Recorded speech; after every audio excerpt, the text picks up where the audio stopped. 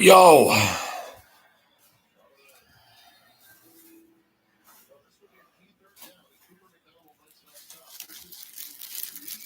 Let's roll.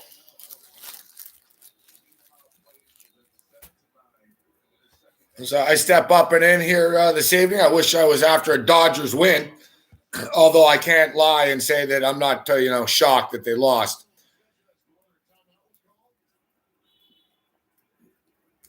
Still frustrating. It was a winnable game. But what's going on, Kyle? What's up, Nick? Habs for life. I would have done the show a little bit earlier, but Kent was over for dinner earlier. And this day has just flown by.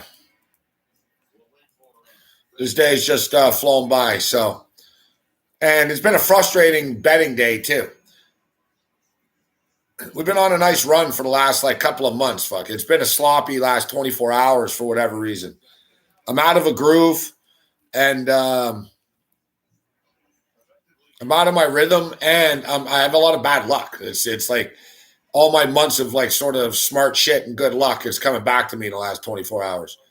But I'm not panicking. We'll see where the day ends up. We did jump in. I don't know if you saw the tweet. I took the Dodgers plus 2.5 in game when it was tied. I figured, you know what? Let's fucking jump in on this. A little bit of insurance here. And we took that with parlayed with Arizona State plus 7, minus 154 alternate line. So we've got that rocking. I just turned on a UCLA game.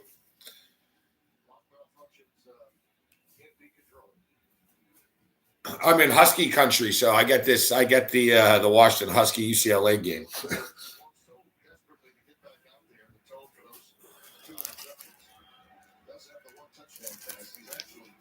Yeah, you know what? The first quarter, I should have hammered that. That was a good play. It barely got there, to be honest, Kyle. What's up, Bowman? It barely got there, actually, but it did get there. But I screwed it up by taking Mississippi, plus a half a point at the last second. Or, sorry, Tennessee. I was at the last minute. I'm like, I'm going to add Tennessee to this.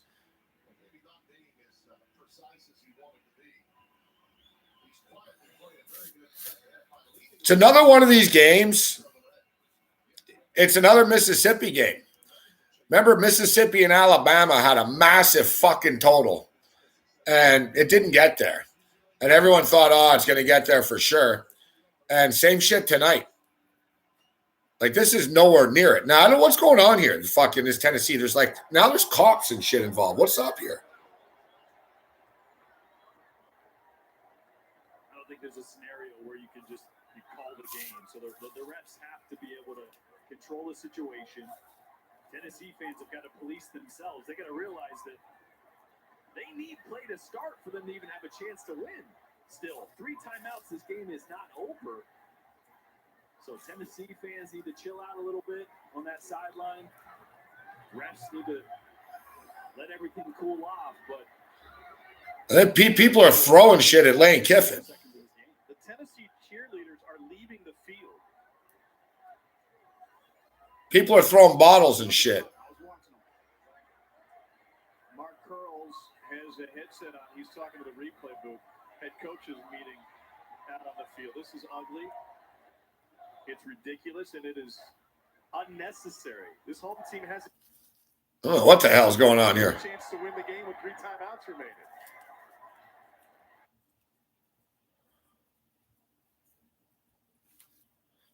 Yeah, but another one of these games with these massive big totals that doesn't go anywhere near it. I mean, this was one of the best scenes I've ever seen at Rocky Top. I mean, it's unbelievable. One of the best scenes in college football, but this is not a good look for Tennessee fans at all. They were anticipating this game. It was a sellout over 102,000. We're down on the strip grabbing lunch today. The students, alumni. Yeah, Tennessee fans are tossing water bottles and fucking beer bottles and cups. Thing is, the game's not over.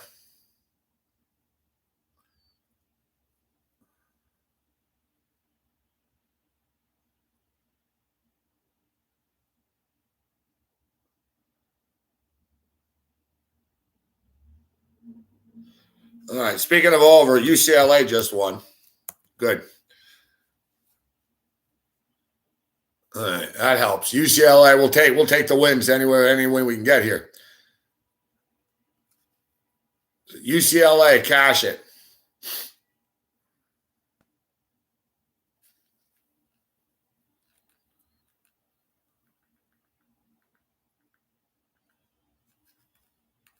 Still trying to figure out these fucking cable. On the Edmonton Oilers right now, too. You know, doing this show right now, I'm missing fucking Wonder Woman. I see there's a Wonder Woman marathon on TV. And man, she really was motherfucking hot. Like a lot of these, you know, a lot of those 70 shows and 80 shows and shit. You know, at the time you thought they were hot and shit and cute. And then now, like, it's Linda Carter, she doesn't age. All right, where the fuck is this Arizona State game? I saw it earlier. I know I get it. Here it is. Hey, it's 21-7 Arizona State at the half as well.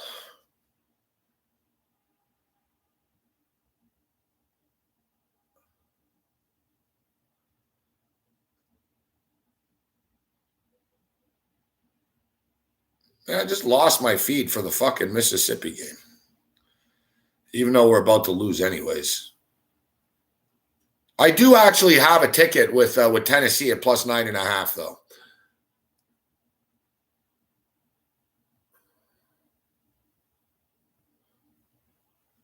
We'll just try to keep on chipping away.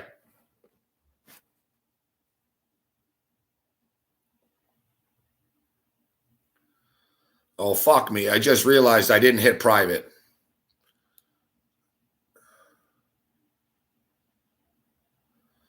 That was not my intention.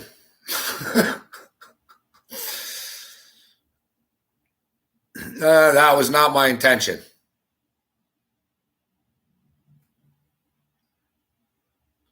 I was distracted by the end of the Dodger game. No, Kyle, it's because I'm a fucking idiot.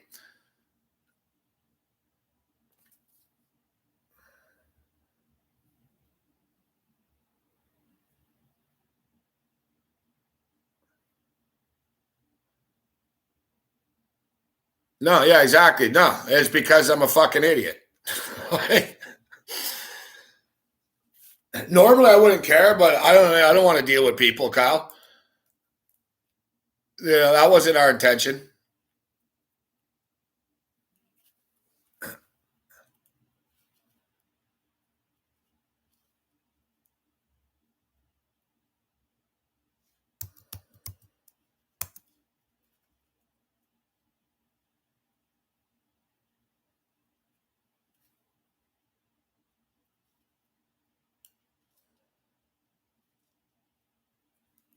Man, for a fucking website like YouTube too, they make shit fucking difficult to fucking to edit on the fly. Fuck, pisses me off.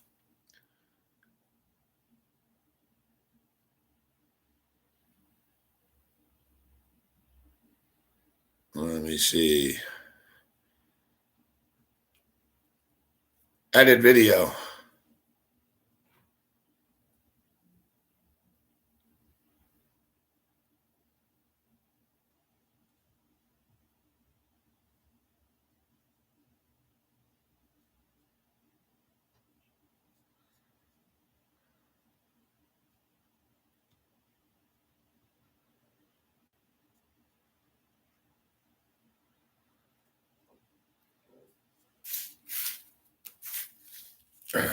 All right. Well, I put the wall up, but there's a couple of fucking stragglers.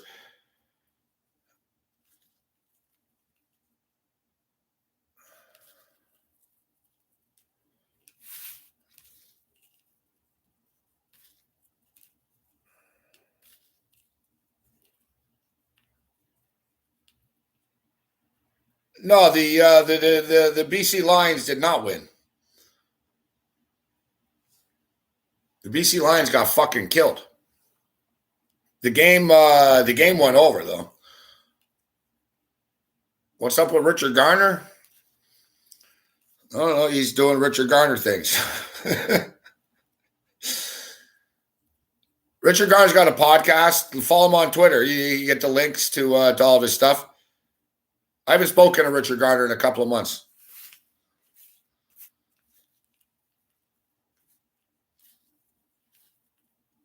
But Garner does have a podcast. He's got like a weekly podcast. I know that.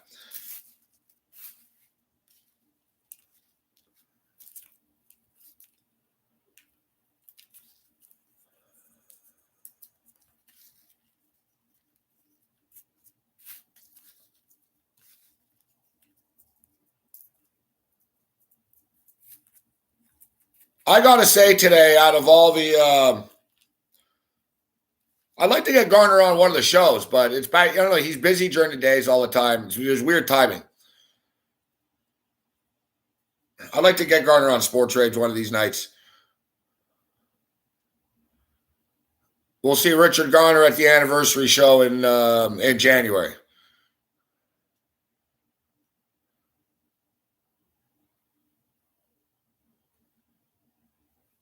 I'm seeing the highlight here. This was the biggest fuck job of the day. Fuck. That fucking Georgia-Kentucky game. I never lay 21 points. Fuck. I never do that. But I figured, you know what? This Georgia team, this Georgia defense is so fucking good. So I laid to 21, and then I play the under 10.5 team total, both of which would have hit. Both of which were about to hit, and fucking Kentucky just wouldn't quit, man. It was really annoying. Like, Kentucky were obsessed with scoring a touchdown, even though they were losing 30-7, and they got stopped, and then to be a flag. It's like, and Georgia did not want to let them score. Like, Georgia fucking tried to keep them out, man. And of course, I've never seen anything like it. It's like the drive, like Kentucky had the ball for the last 3-4 minutes of the game, and they were losing 30-7. And somehow it ended up on like the fucking 6-yard line. And there were literally like 6 plays in a row, 7 plays or something. Like Georgia would stop them on the goal line. Then there was a holding penalty. It went back. Then it went back. It was going back and forth. It was like a tug of war. And I kept thinking, for the love of God, fuck Kentucky. Like, you're losing by 23, man. Just tap out, fuck. Right? But they fucking wouldn't. And then they scored a touchdown literally with 3 seconds left on 4th down. Fuck. And it was just a total meaningless, stupid touchdown that cost the fucking team total under. And then it cost the Georgia the cover. That was a big swing for me. That was fucking frustrating. Like I said, that shit hasn't happened to me much recently. That shit always used to happen to me. It doesn't happen to me that anymore. And I knew it was going to happen. I knew it was going to happen. I also had Texas today on the money line, and they're up fucking like 24-13. And I'm watching Texas play, and it's 24-13. And I actually said to myself, I'm like, they're going to lose, fuck. Like, I saw them sort of fizzle out. They were moving the ball, and they, you know, I was like, man, you guys got to pull away. Otherwise, you're going to lose. And lo and behold, I don't even think Oklahoma State are that good, but I'm going to give credit. Oklahoma State are better than I thought they were, and I'll give credit to Oklahoma State.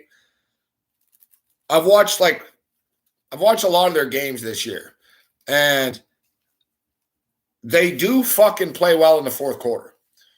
Like, that's what I noticed, and I was like, oh boy, here it goes. Like, they didn't play all that well, and then suddenly in the fourth quarter, fucking Oklahoma State started making plays left and right. And that's a sign of a good team. Like, we've seen it. Like, we've seen it with these guys. That's why they're 7-0 right now. They're quietly an undefeated team, Oklahoma State. And I don't think Oklahoma State are on the level of the top tier teams. But it doesn't really matter if they keep winning games, right? Like I said, Gundy did a really good job today, too.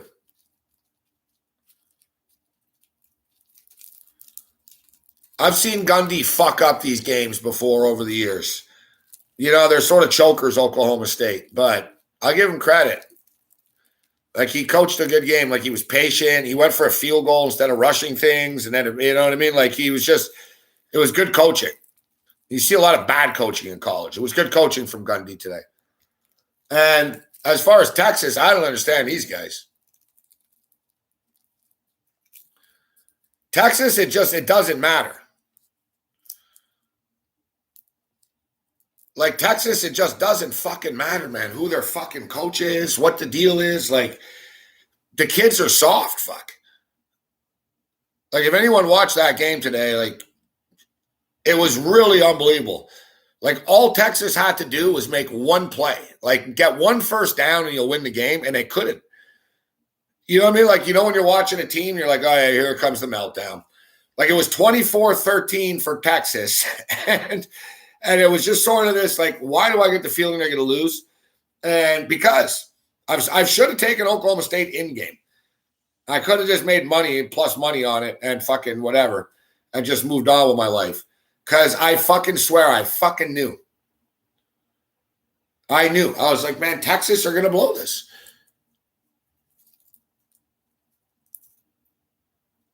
And, you know, I hear these announcers too. Oh, you know, they lost Oklahoma last week. Tough loss. It's like, no. The Oklahoma loss last week had nothing to do with them losing Oklahoma State today. Like, so when they choked last week against Oklahoma and blew an 18 fucking point lead, I can't believe I'm talking about this game, and now there's the highlights come on. When they blew an 18-point lead, was it because it was a letdown after the week before? No. It was because the Oklahoma Sooners are better than they are, and Texas are a bunch of fucking chokers. And what happened today? Like, you know, I heard the announcer, well, you know, it was a tough spot after losing Oklahoma last week. It's like, well, what was the reason for blowing an 18-point lead last week? Like, you blew an 18-point lead last week. He's blew an 11 fucking point lead tonight in the goddamn fourth fucking quarter of a game. It was actually 24-6. Fuck. It wasn't even 24-13. I'm saying it was 24. It was actually 24-6.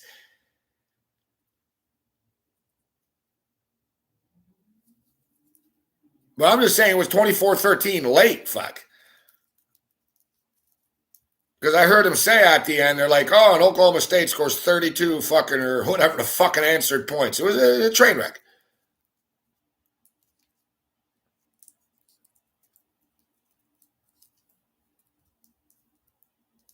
What's up, Jazz?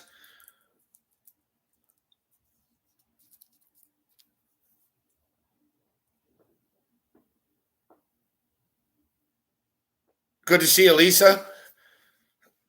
Yeah, that's good for you. You know, living right next to the stadium is cool. You don't have to worry about traffic and all that shit.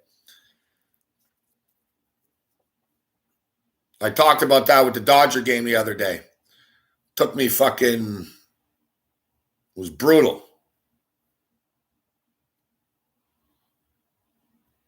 Oh, yeah. And by the way, Jazz on Saturday says he's going to be the inputter. Although I will admit, I should have called earlier. I should have texted and called earlier. I text Jazz. I think I called you and texted you, whatever. Like fucking, I don't know, probably like 7 minutes before the game started.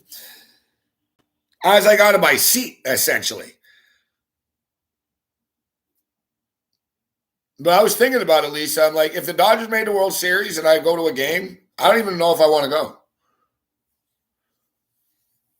Like, basically, it's like a 3-hour flight each way. So that's 6 hours of my day. And then, it takes me about 2.5 hours to get to the stadium and about another 2 hours to get out of there. So let's call it another 5 hours. So literally, like, that's the day. You know what I mean? It's like, all right, 3 hours flight, fucking hour and a half. Like, it was drained out. It was long in LA last week, man. That's why I bring it up, because you talk about traffic and I was thinking about it. I'm like, fuck, thank God I don't live here. Fuck. Like, it's ridiculous. It's like New York. Fuck. It's fucking annoying, man. Like, it's not normal that it takes fucking 2 hours to get everywhere. You know what I mean? I landed in LA at like 11 in the morning. I know. I landed. It was, what was it? It was 11:45 in the morning. 11:45 in the morning. I had to do a COVID test at the LAX airport. That's pretty fast, but still, I still have to do that. LAX is so fucking big. You can't just walk out of the airport and get an Uber or a taxi. You got to wait for a shuttle that'll take you to the fucking area. So I fucking get out. I do a COVID test. I got to wait for a fucking shuttle. Then I get stuck in traffic going into fucking, like, LAX is in the middle of nowhere. Fucking, I swear to God, man, it took me like an hour and a half to get into fucking Hollywood. And then I'm like, all right, it was like 2 p.m. And I lost my phone charger. I didn't even lose it. It was in my bag. I didn't know where it was. So I just said, oh, fuck it. So I went, I bought a new phone charger. I had it like 2 or 3 drinks, in my hotel room. And I was like, oh shit, I got to go to the game. I said, I don't want to be late. It's 4 o'clock, 4:30. And I left. I swear to God, I called the Uber. I dialed the Uber. I punched the Uber in at 4:45. And I looked before and it said 30 minutes, 30 to 34 minutes. I figured, all right, the game's at 6:37. It's 4:45. I'll get to the stadium at 5:15 to 5:30. Perfect time. Enough time to hang around, take a few pictures before, not be in a rush and whatever. No. I got to the stadium at 6:10.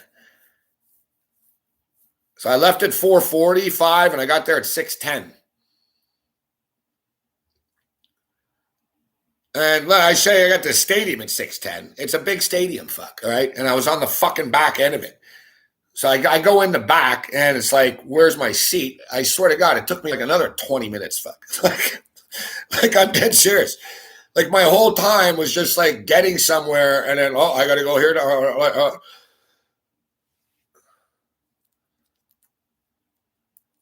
So now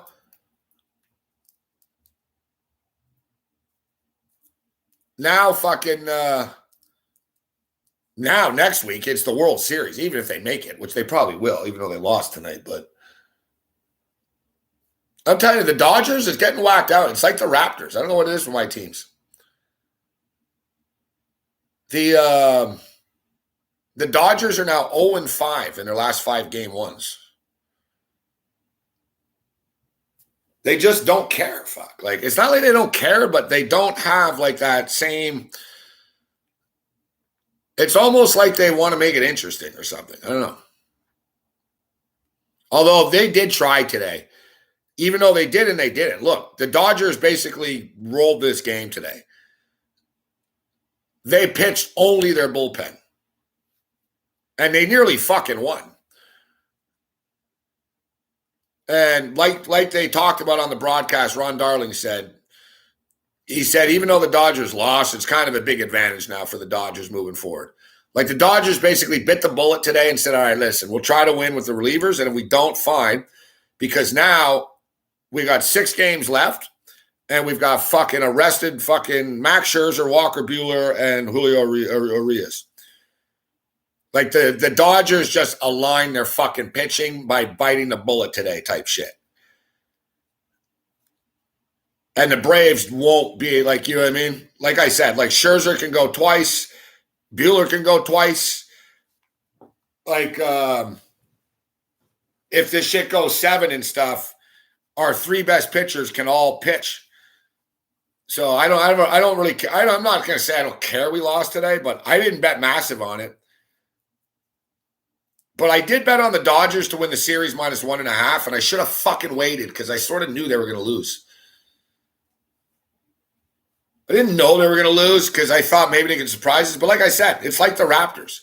I'm a Raptor fan. And as you know, you guys know, the Raptors' record in game ones of fucking playoff series, man.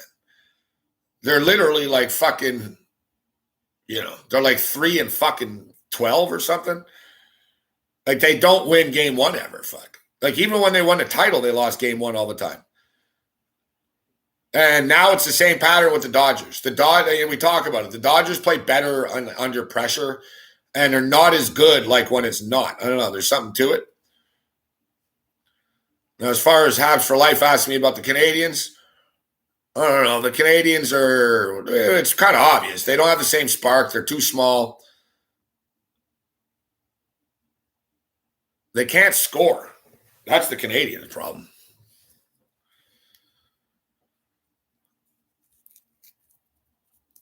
The Canadians had a shitty offseason. They had a shitty fucking preseason. You know what I mean? It's not. Dude, after the Cup last year, I didn't think shit would fall apart so fast for them right away again, but it has. And it's like it's snowballing. It's getting worse. But there's no need to panic or anything.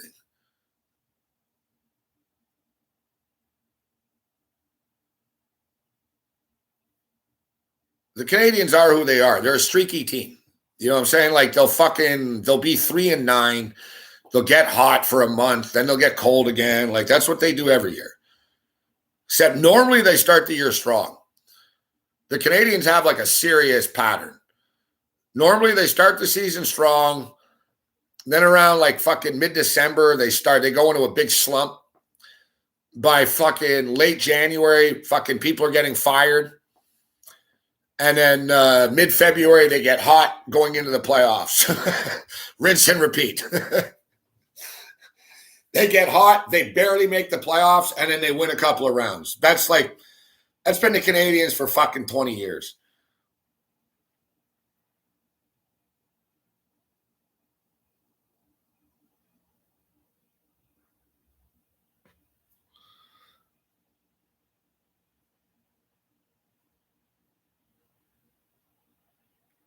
Now, like I said, Bowman, the Dodgers aren't.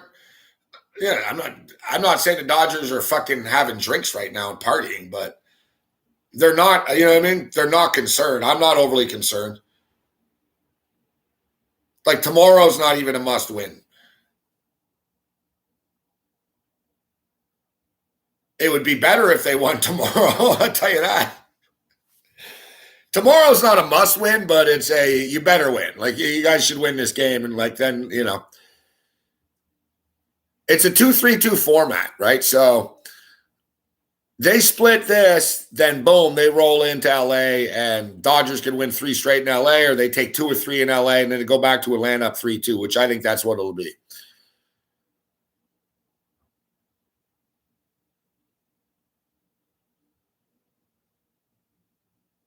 Man, they could have fucking stole one today. It was just a cheap loss for the Dodgers. Like the way it happened, it was just too fucking, the squib this and that. But that's baseball.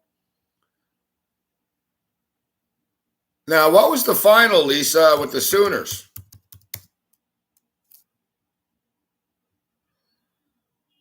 Look at that, huh? Well. 52-31. Just remember, Lisa, when everybody was saying the Sooners suck and the sky was falling, and I remember last week I picked Oklahoma, and I said, people need to chill the fuck out. I said, the sky's not falling on Oklahoma, fuck. The sky was falling on Spencer Rattler, but the sky wasn't falling on Oklahoma. People are so stupid, like the narratives and shit. It's really starting to bother me more and more. Oklahoma's struggling. Oklahoma have the longest win streak in the country going right now. I think at 15 games. So I don't know. When were they struggling so much if they have a 15 fucking game win streak? Fuck. Like I said, people fucking bitch. Oh, because they didn't cover the point spread. That's all it is. And I'm a betting man, and I say that, but it's true. It's just these gambling weasels fucking cry. Oh, this team sucks. Oh, they were favored by 21 and they only won by 7. The coaching staff don't give a fuck about your point spread.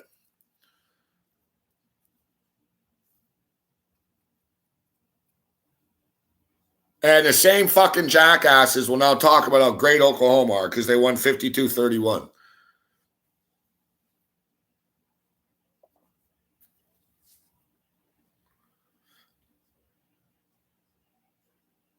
Yet, it is going to, listen, it could be interesting if Oklahoma State keep winning.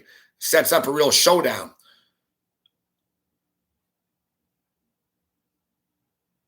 But I'll tell you, the Oklahoma Sooners, they're a playoff team.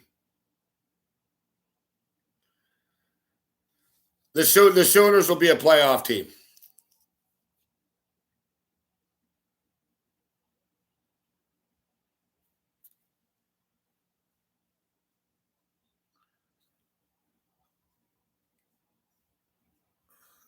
This is a...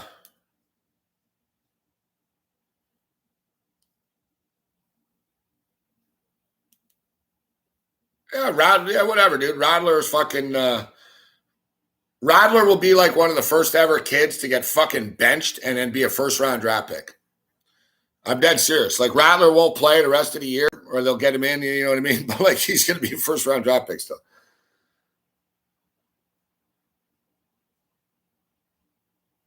Here come the Utes.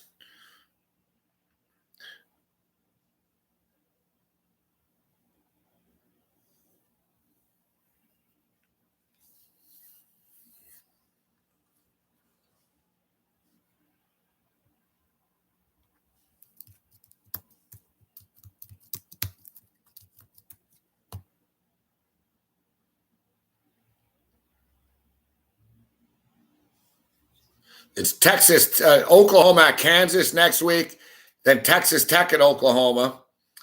Oklahoma at Baylor. Baylor suddenly are kind of interesting this year. Baylor are playing good football this year. Iowa State at Oklahoma. Oklahoma at Oklahoma State. That's the one. That really could be Bedlam for real. Fuck. They could both be undefeated too, huh? Let's see if Oklahoma State can. Oklahoma State sort of like Oklahoma State next week or at Iowa State. They could stumble there. Then Kansas at Oklahoma State. No. Oklahoma State at West Virginia. Oklahoma State's schedule is pretty hard. They're at Iowa State. They're at West Virginia. They host TCU. They go to Texas Tech still. There's a touchdown for the Utes.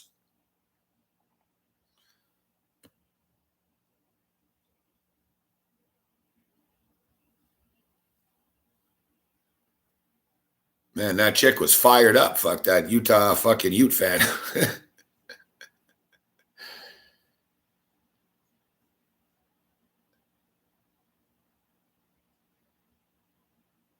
All right, so we got a football game here. What's the in-game total here? Yeah, Kent was here earlier, Jess.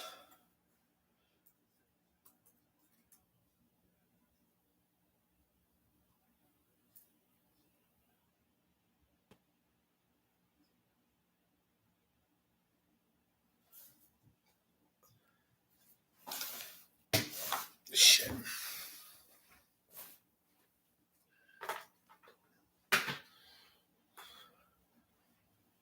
Yeah, the BC Lions played today. And I told Kent earlier in the week that maybe we should go to the game, but the Dodgers were on, and I didn't realize the football game was at 4 o'clock local time. I didn't feel like drinking, so I didn't feel like screwing Kent over either. And my brother, he's Scott and Kent hang out all the time. I think Scott's done. Like, you know what I mean? He did his own thing. So I knew Kent was alone. I was gonna screw Kent over. So I ordered Indian food. I had Kent come over and I bought Indian food. And we watched the Dodger game. I watched the Dodger game with Kent, which was interesting. Like, he asked me like 3 times which one was LA and Atlanta. It was like one of those deals. Like, it was really bad too. Atlanta hit a home run, and I'm sitting here. I'm like, oh, fuck. And fucking Atlanta hits a home run. And Ken goes, is that the Dodgers or Atlanta that just scored? I'm like, it's Atlanta. Fuck. You know what I mean? I knew, too. I was like, this is a really bad idea. I was like, fuck. He's like, what time should I come over? 5 o'clock? And I'm thinking, fuck, the Dodger game starts right at 5. I was like, wow, you know what? I'll order dinner. We'll watch the Dodger game. We'll see what happens here. It was actually pretty funny.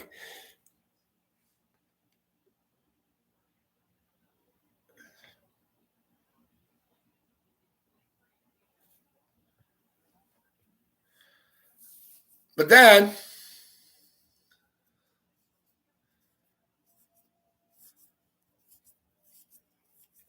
he starts like fucking like telling me, oh, you got to clean your bathroom. It's like, dude, I got a lot of money on the game. My team is fucking losing here. You're asking me which team is which, and now you're fucking bitching at me. And he wouldn't shut up. Like, I said, yeah. And he goes, no, I'm dead serious. Look at your floor here. Look at this. He goes, oh, it's sticky in your kitchen. Fuck. He goes, why is your kitchen floor sticky? I was like, I got fucking up. I was like, because it is. Fuck. All right. Oh, and he's going off. I'm thinking fucking, it's a good thing I like him, fuck, because I'm thinking, who the fuck goes to some place? I just fucking bought dinner. You start bitching about my fucking floor being sticky in my kitchen. It's like, it's not something you say to someone anyways. You know what I mean? You don't go to someone's house and start bitching at them that their floor is sticky. You talk about it on the way out. You go, you believe how sticky that guy's floor was? You know what I mean? Like, I'm sitting here. But he started on like the floor, and then he went to the bathroom, and he goes, "Oh my God, your bathroom! Oh, you got to clean your bathroom!" I was like, "Dude," I was like, "Can't." I said, "I can't." Like, whatever, bro. Fucking, fucking, yeah. No, but it wasn't just a one-off, Jazz. Then he starts telling you about how he's going to come back later in the week to clean my floor and shit. I was like, I don't need you to come back to clean my fucking floor, man. Right? And I started to get mad. I was like, hey, just drop it. Fuck. I told him, just drop it. I said, just drop it. I said, just drop it.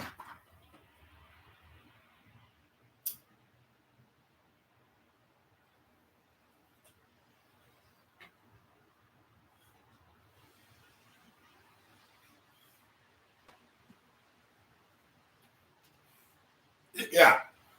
I'm in the middle of fucking stressing out on all these. I'm in the middle of stressing out on all these fucking games, and this guy's fucking bitching about my sticky kitchen floor.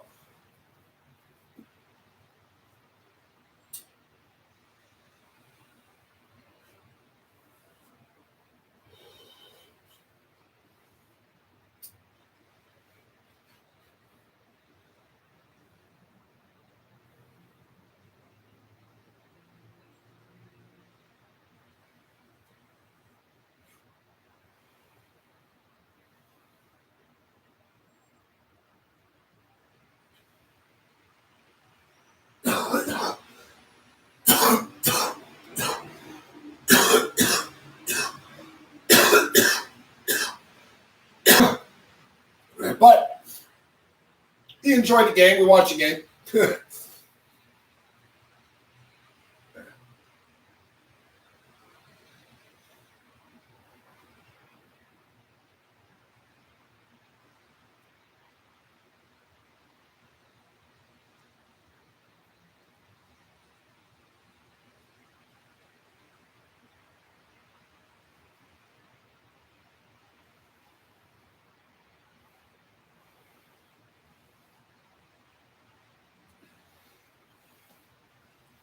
Okay, what's the game total here, anyways?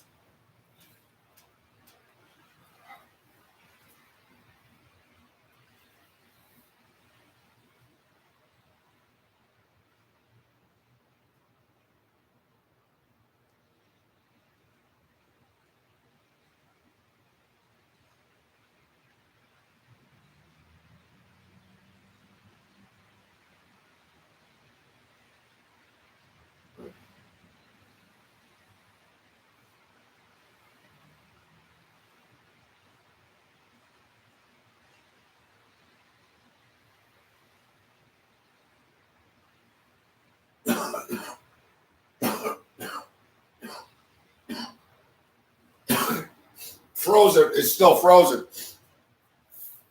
Frozen in time.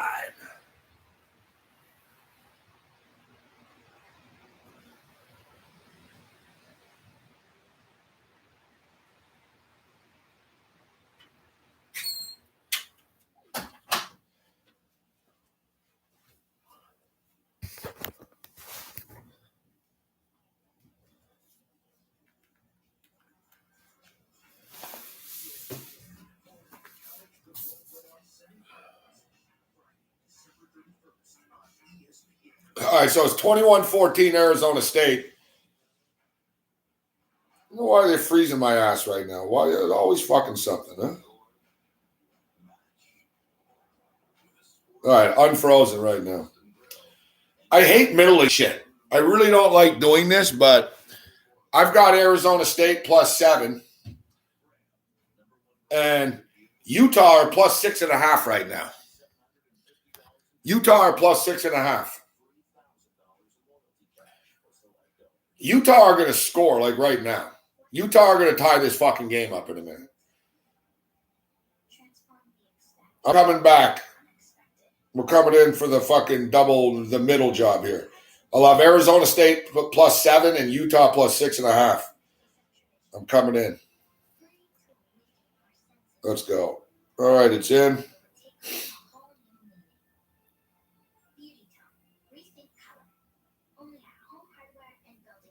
This game's going to come down to the wire, man. Like, I don't think like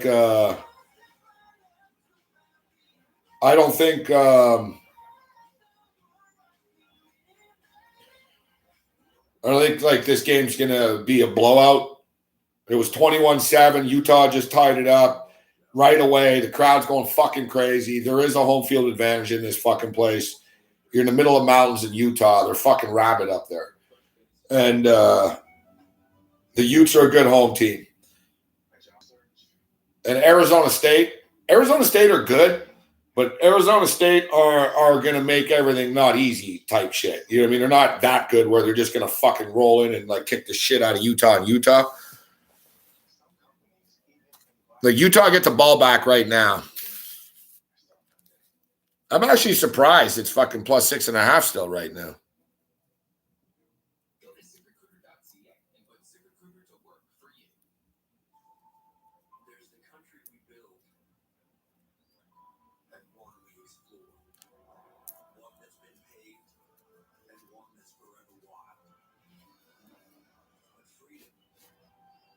The in-game total is 58.5. So they're at 35 right now. Needs another 24 points, 3 touchdowns and a field goal. I think it'll get there.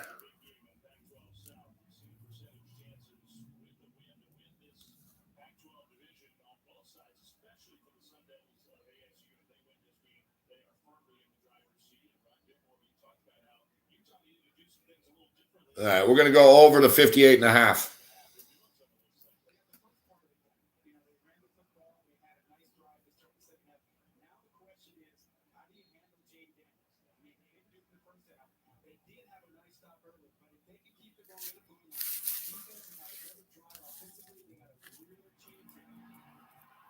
And there's Utah, fucking 20-yard gain.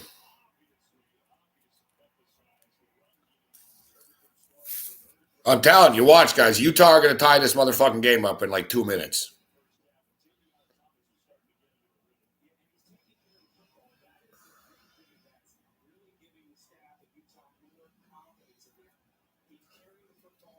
What happened with the fucking Tennessee game?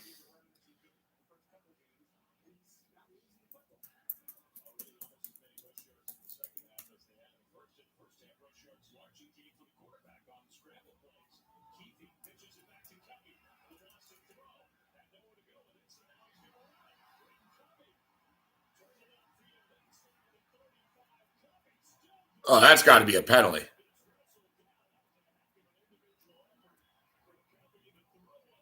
The fucking dude on fucking ASU just dropped the kid on his head, fuck. Hey, I don't call a lot of penalties, but if I'm the ref, I'm like, yo, bro, whoa, you can't throw him on his head like that.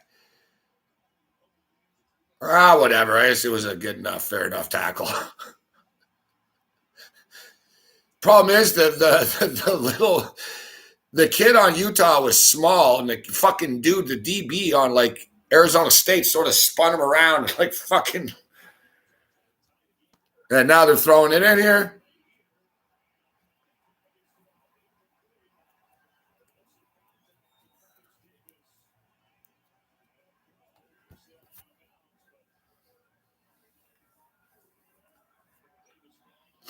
I'm not getting it made, but I'm going to get this place cleaned up.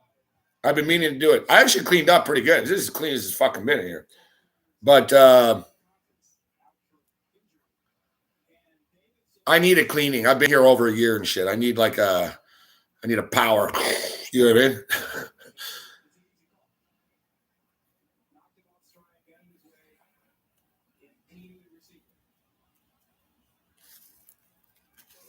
Well, I'll tell the fucking Kentucky Wildcats to get off my lawn for not quitting today. I still can't believe. I still can't fucking believe that Kentucky scored with 3 seconds left, man. Like,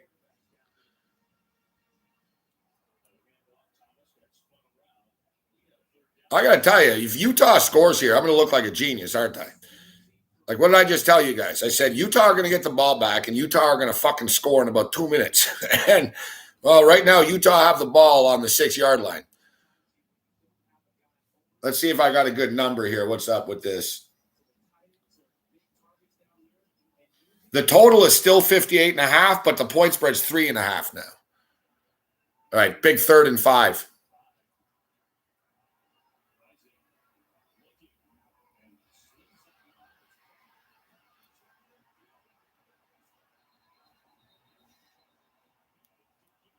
That's a flag. You stupid idiot. Fuck, you stupid fucking idiot, kid.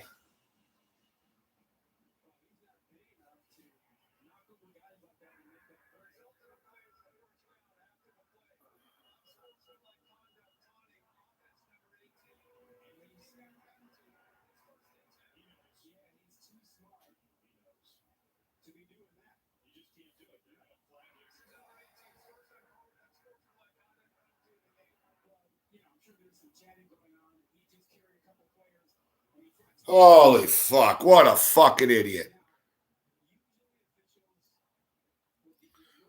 Well, people tried to hit Kiffin on the way out tonight.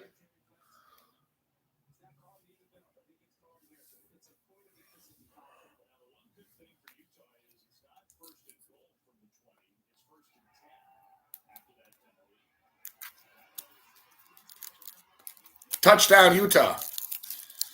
They just got a fucking misconduct penalty, move back 15 yards and score the next play. Well, God, I am a genius, aren't I? I'm glad I jumped in on that. That was a nice poker move at the table I just made. That was a gut feeling. I'm like, come on, man, plus 6.5, 58.5. Let's jump in.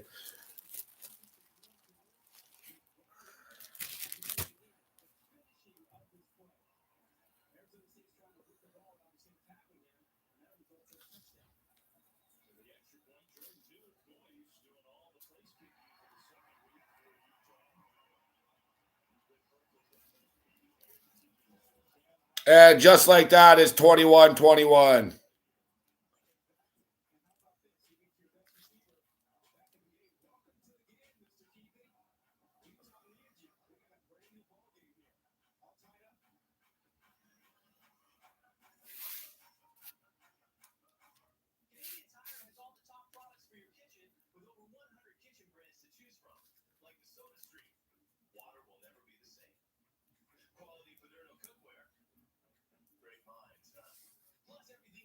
What's the updated number now for the fucking Dodgers? The Dodgers are now minus 140 to win the series. Fuck. I should have just fucking waited.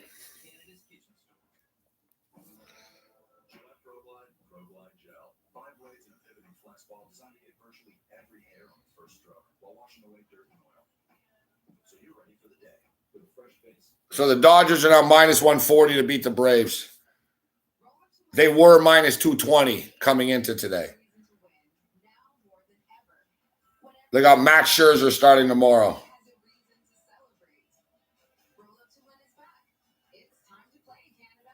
Max Scherzer versus Ian Anderson. But Ian Anderson's been good, actually. Wow. All right. FanDuel's got a number up, and they're not fucking around. The Dodgers are minus 188 tomorrow.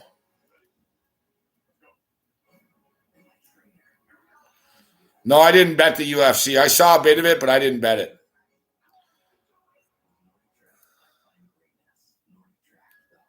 I saw the Arlovsky fight.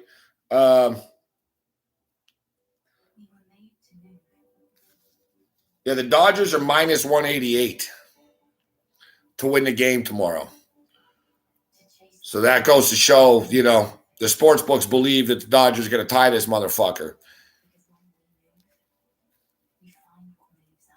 The only thing is, like, the Scherzer event, the Scherzer's been amazing. but he's been grinding. You know what I mean? He's getting through it.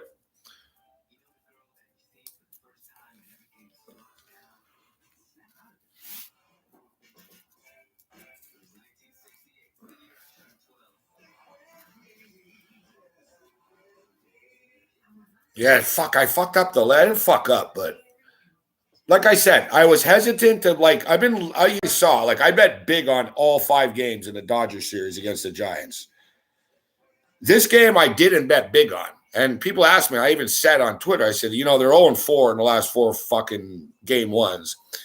And I know the Dodgers pretty well. I could tell their mood before the game. It wasn't like they didn't care about winning, but they didn't have that. They didn't have the killer look. And they still nearly won the fucking game anyways. I think you'll see tomorrow they'll have that more serious thing to them. And then it'll fucking start to snowball. Like I said, the Dodgers are 6-0 in their last 6 elimination games. So they just don't have that urgency in these game ones of these 7-game series. But for our bet, we got to win in 6. So they better fucking win tomorrow.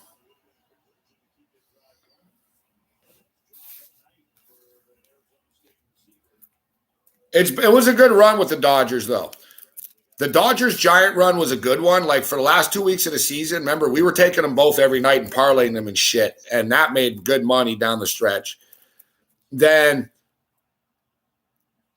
I won 3 out of the 5 fucking bets in the games in the Dodger series.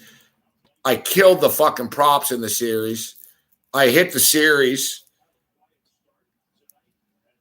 Like I said, it's been a good run.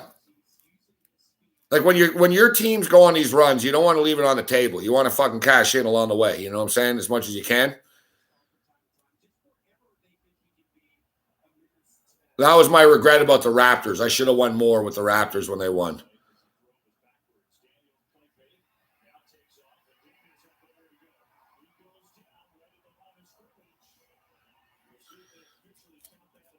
Now suddenly, look, Arizona State can't do jack shit.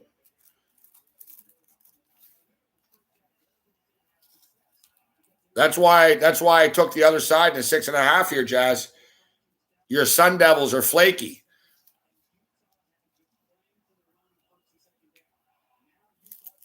They're losing momentum here in this game right now.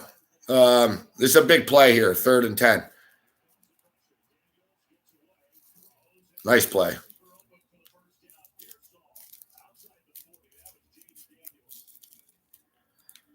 I want the Devils to score. I got the over here, too. I'm on the Sun Devils +7. And I got the Utes +6.5. So whatever. I want points.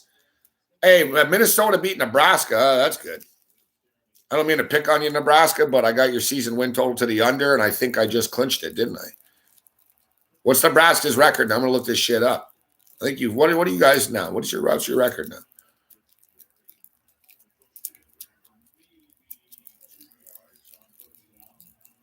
What's Nebraska's record now? I think they're 3-4. What?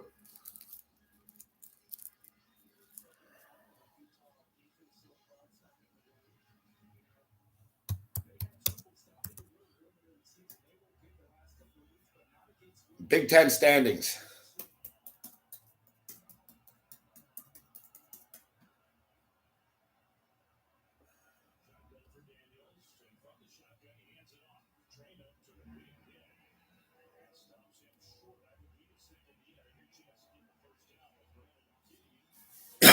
Oh, they're 3-5.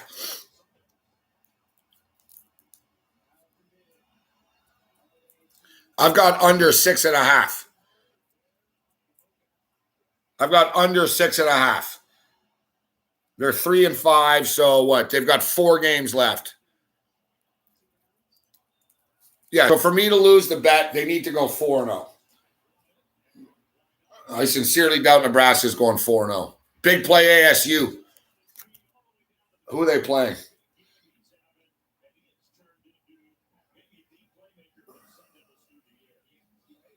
Purdue at Nebraska. Oh, Ohio State at Nebraska. Nebraska at Wisconsin. Iowa at Nebraska. Yeah, these motherfuckers will be lucky to win one more.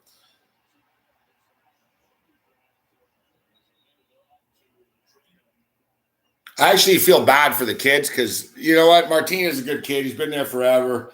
He's not terrible. I don't know what's wrong with that team. Like,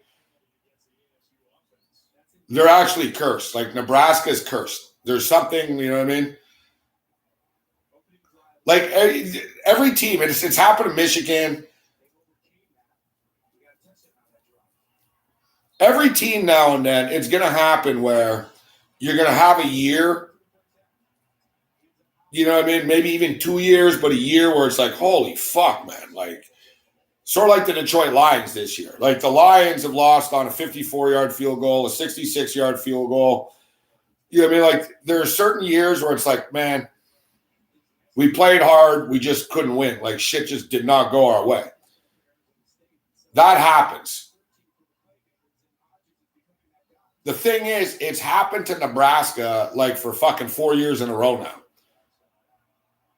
Like, Nebraska aren't terrible. They do play hard. They've got good players. Like, it's just weird. Like, it just doesn't add up, man. Like, I don't know. Like, it's one of those deals where, in other words, the coach is going to get fired.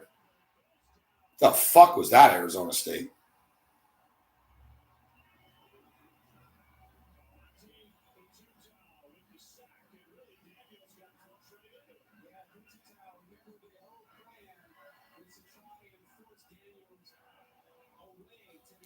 Yeah, they're moving the ball. Next thing you know, you're in a 3rd and 22.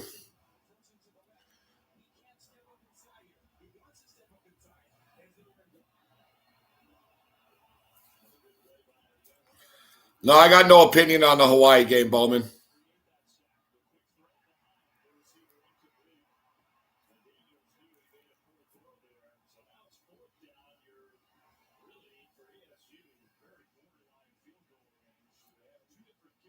Holy shit, ASU.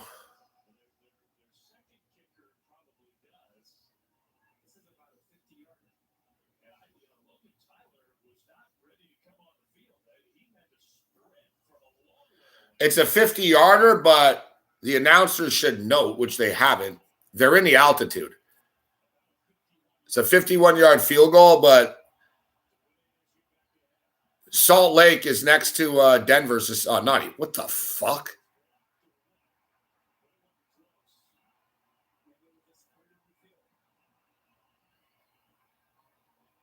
What the hell was that?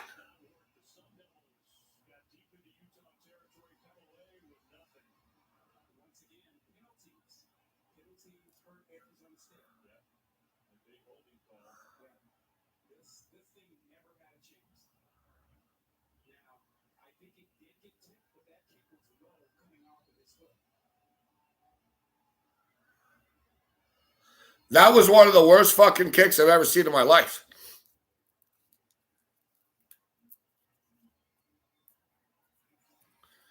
And he just gave Utah a pretty good field position.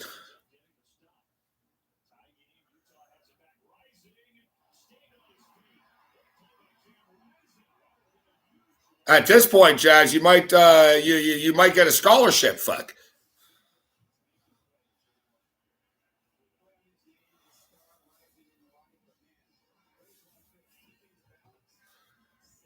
You might get a scholarship.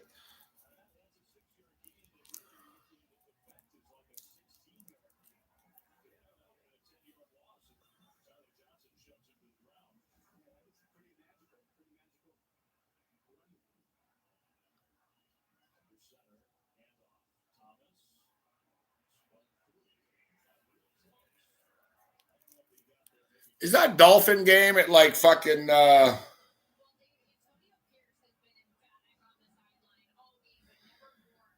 is that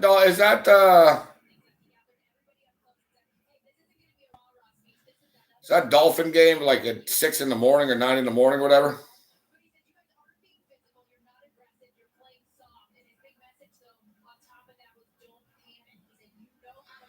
Oh, it fucking is, huh? I got to be honest. I didn't watch the Jet Falcon game last week. It's one of the few NFL games I didn't see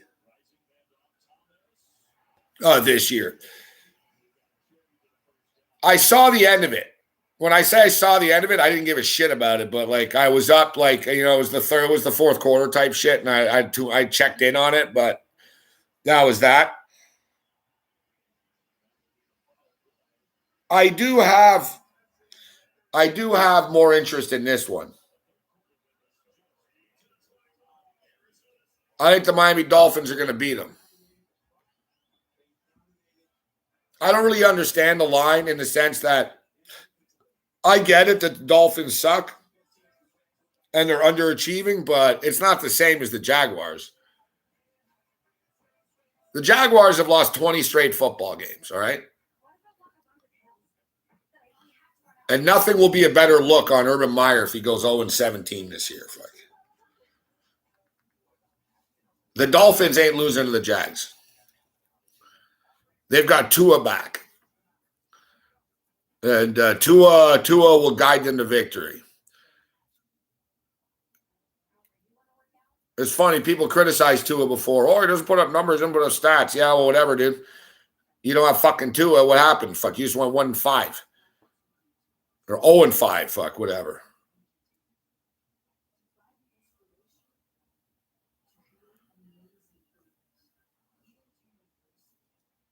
No, I've never been to the horse track here. It wasn't open before.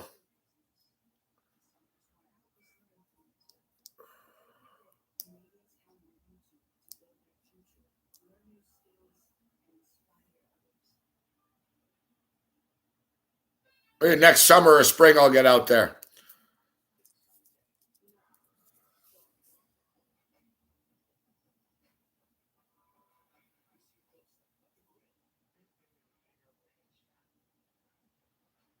There's a play I like here, and they didn't have it up before. Let's see what the props, main props. Total sacks. There we go.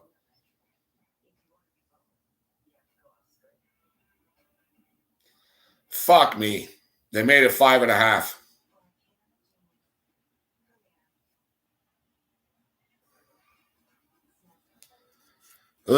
They made the Vikings and Panthers sack prop fucking 5.5, but it'll probably still go over. I was, I knew it wasn't going to be 3.5, but I was hoping 4.5.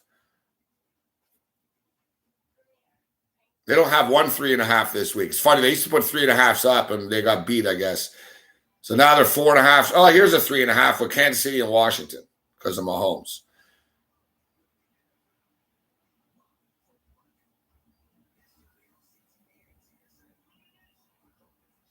But the Minnesota Vikings,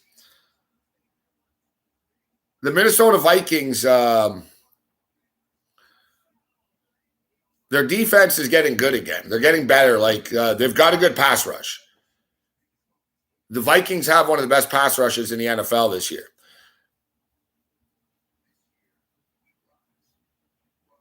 They've got two dudes that have combined for 10 sacks.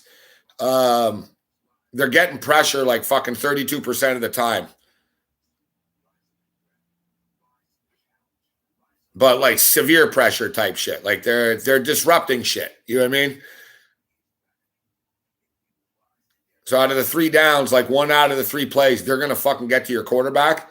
And they're doing a good job at it. And another thing is Carolina's offensive line is falling apart. And everybody that loves Sam Darnold, the knee-jerk reaction crowd, Sam Darnold's playing like Sam Darnold again. Matt Rule even called him out this week and said he's got to play better and get rid of the ball faster and shit. Darnold's been sacked like 10 times in the last 2 games. Or last 3 games, he's been sacked 10 times. He's got like fucking 5 interceptions, like, you know what I mean, or whatever the fuck it is. Like, it's really bad. Like, Darnold's starting to fall apart again. And I don't think the Vikings pass rush is a good thing. It's going to help them very much.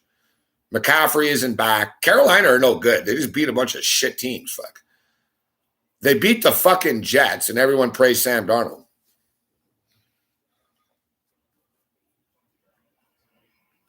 Their nice win, you give them credit. It was a nice win against the Saints. I'll give them credit for that.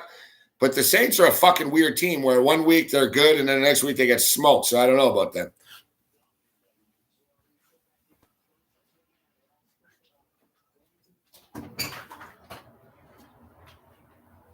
It's crazy how Arizona State just falling apart, huh?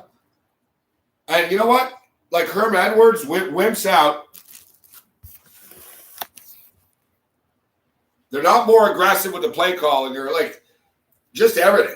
Like this is exactly like watching Texas. This is what Texas like. It's like watching these college teams. It's like putting an ice cream cone on a fucking bench on a hot day, and it's gonna melt. You know what I mean? It's like these teams. You're watching Arizona State melt right now. They're just deteriorating.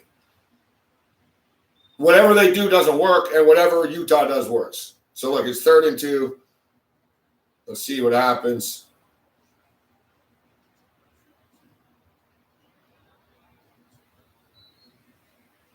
Well, they came up with a stop. I'm surprised. That was a bad read by the quarterback of Utah. He had an open receiver just on a little dump off.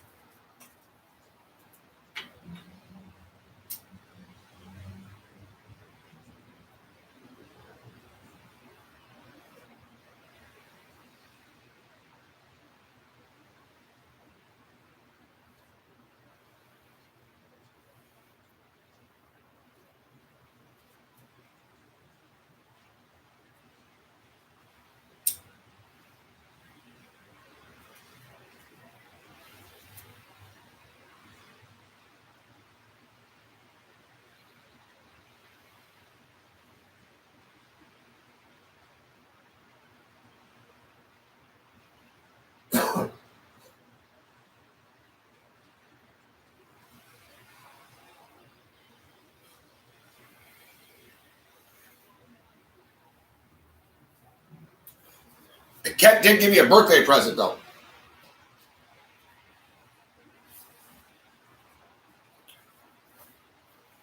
Very nice. You know, my birthday was in August, but nice gesture still. He had it, whatever. He had a gift. It was whatever. Long story, but nice gesture, though. He thought it'd be good for the wall. I already have basketball, but it's a different one.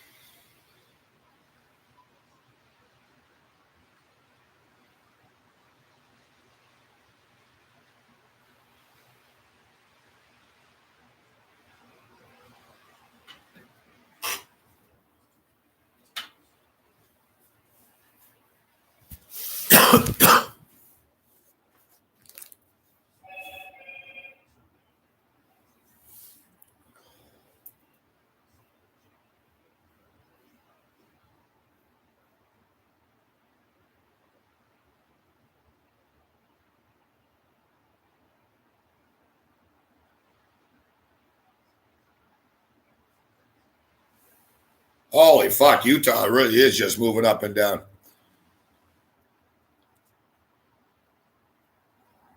It's funny, I got too much shit now. Not too much shit, but I got to rearrange. Well, I was going to do it today and tonight, but I just didn't have time.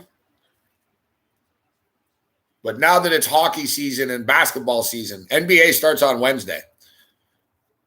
NBA is Wednesday. The NHL has started. So it's time for a little bit of a set change anyways.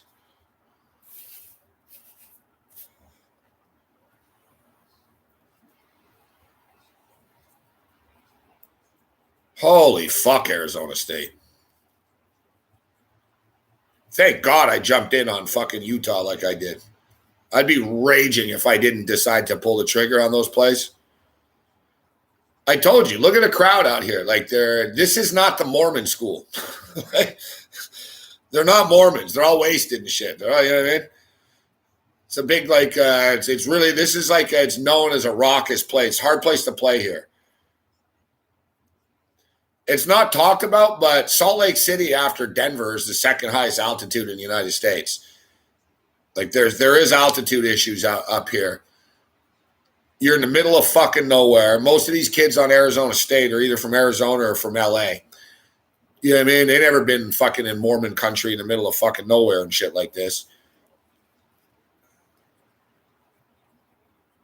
And once it starts snowballing, man, hey, like in college, you can't stop it. Fuck. So this is it right now.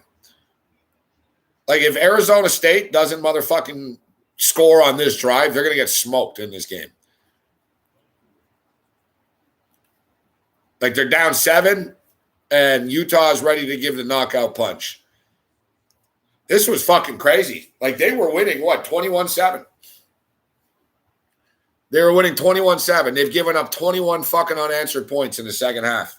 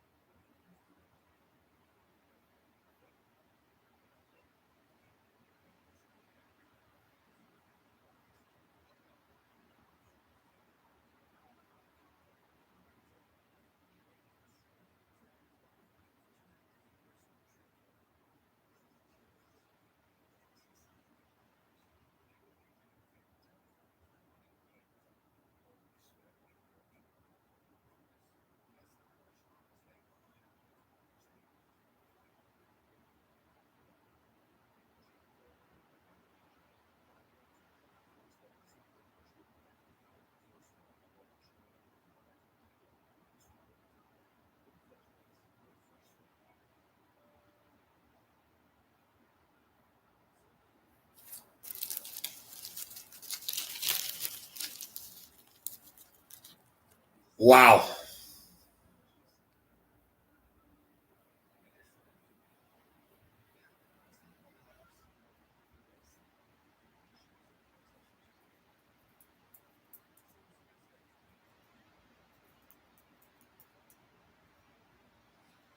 All right, the Oilers won 5-2 at least. That's good. We're on them. And the wins are coming in. Slowly but surely.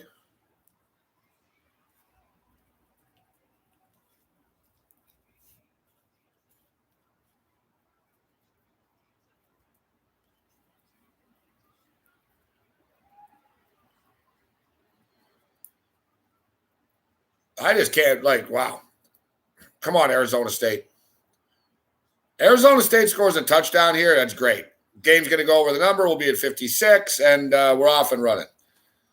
And we can middle this. I'd like to hit both somehow on the way out here.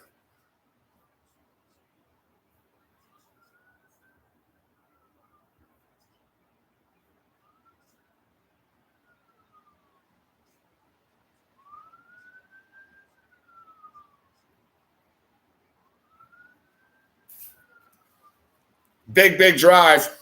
Big drive.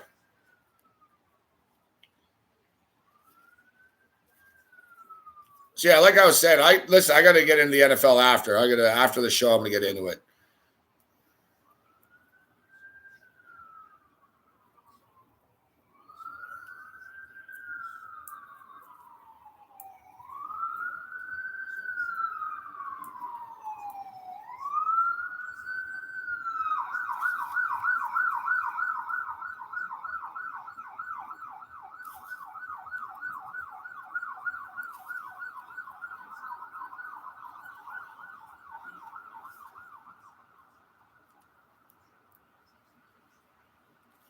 All right, there's the first down. There's the first down.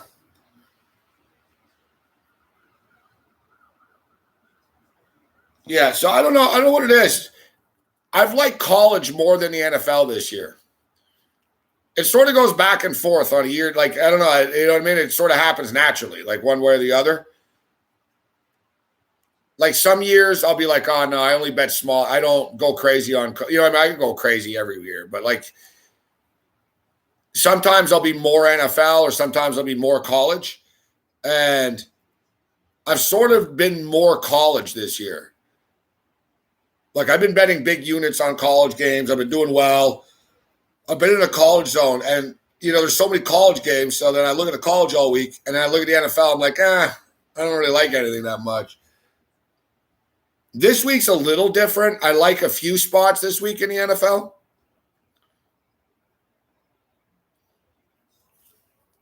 Yeah, Lisa, it's been a very good college football season. Last week was fucking insane. Every week something's happened. You know what I mean? The top five is going to get shaken up again. So now Iowa's done. So bye-bye Iowa. So I guess what? You guys were 4 before, right? So Cincinnati was 3, which I don't agree with, but whatever. Who cares?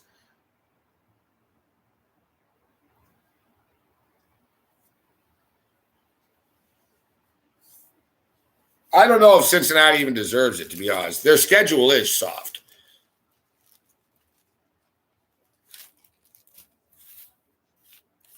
And beating Notre Dame was like, okay. You know what I mean? No, you beat Notre Dame, but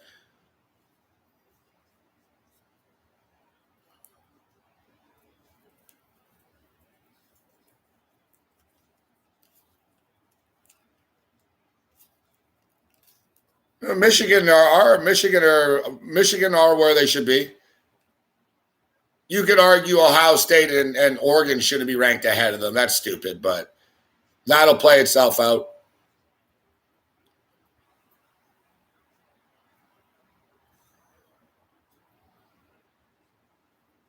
The way it's going right now, Michigan will be in the top 5 like by next week type shit. Michigan will beat Northwestern next weekend, and then Michigan, someone else will fuck up, and then Michigan will be in the top 5. And then it'll set up the game the following week. Michigan will be a top 5 team, fucking undefeated, hosting Michigan State, who are going to be undefeated. It's going to be a big-time game. And then the winner of that game, suddenly it gets real. I'm not in I haven't gotten my hopes up yet from a Michigan football perspective. I'm not starting to think, oh shit, maybe we're going to fucking win the Big Ten and we'll go to the playoff and shit. It's sort of week by week, but the season's moving along now and it's getting serious. They will beat Northwestern. They're going to be 7-0. And then whatever, they fucking host Michigan State. Excuse me, they go to Michigan State.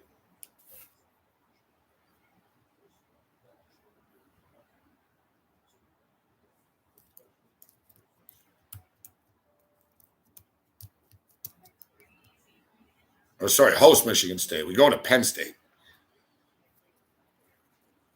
It's Michigan at Michigan State and then Michigan at Penn State. Sorry. That's not good.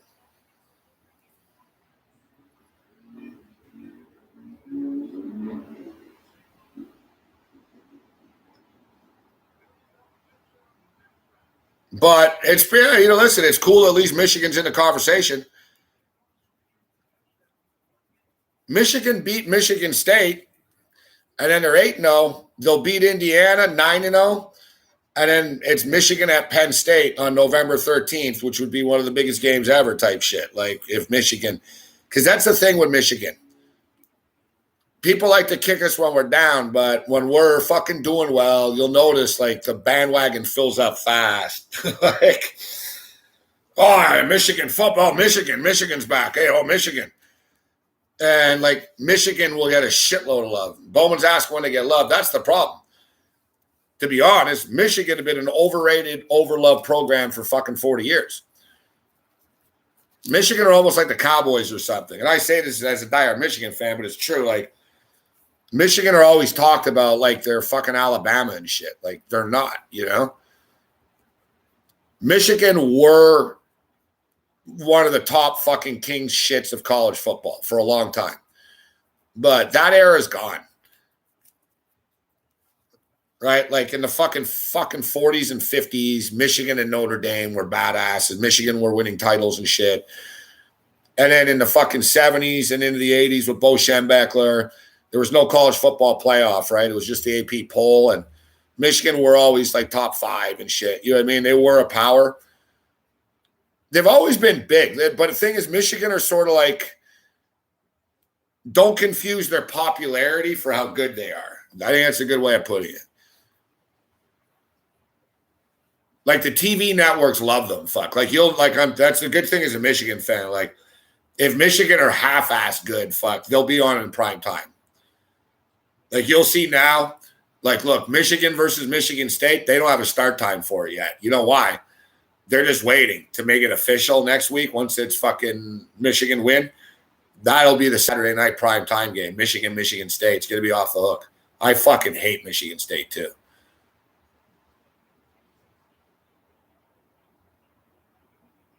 You guys have no idea too. Like people talk about all these other rivalries and shit. Michigan and Michigan State's nasty, man. Like they fucking hate us. Like it's for real. Like it's not like fake. It's real. Like the basketball rivalry is fucking like really intense. Fuck like too.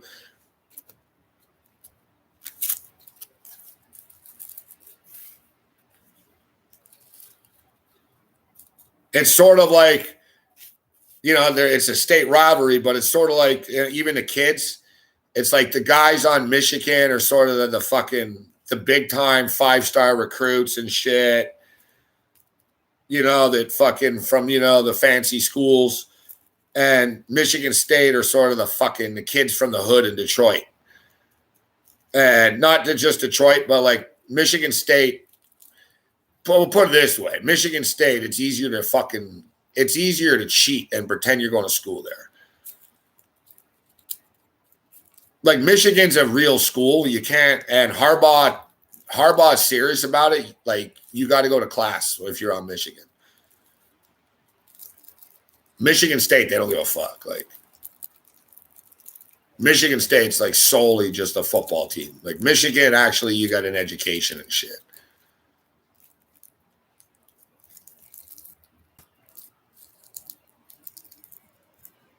That's the thing, right? Like people wonder about teams. Like some people think it's just, why is this team good and bad? It's like, well, dude, look at Stanford. Fuck. It's a miracle Stanford as good as they are. Dude, you got to have like a fucking, you know what I mean? It's like an Ivy League school. So how the fuck are you supposed to find 80 fucking kids that are smart enough to be fucking doctors and shit? They're going to be fucking good football players. It's not an easy combination. You know what I mean? I can't believe this, fuck. I got Arizona fucking State +7. Are we really going to fucking lose this?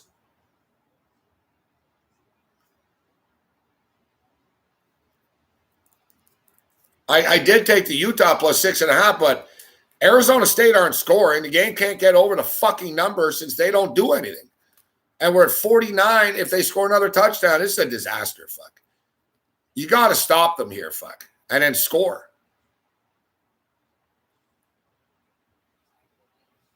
Like, what a fucking choke job, huh? What a fucking choke job.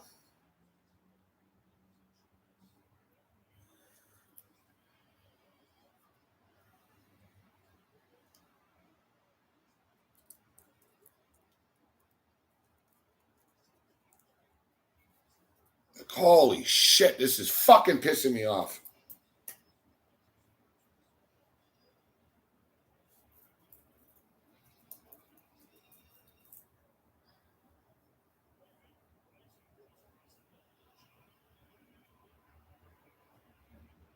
There's a big fucking first down. God, Arizona State, you're fucking pathetic.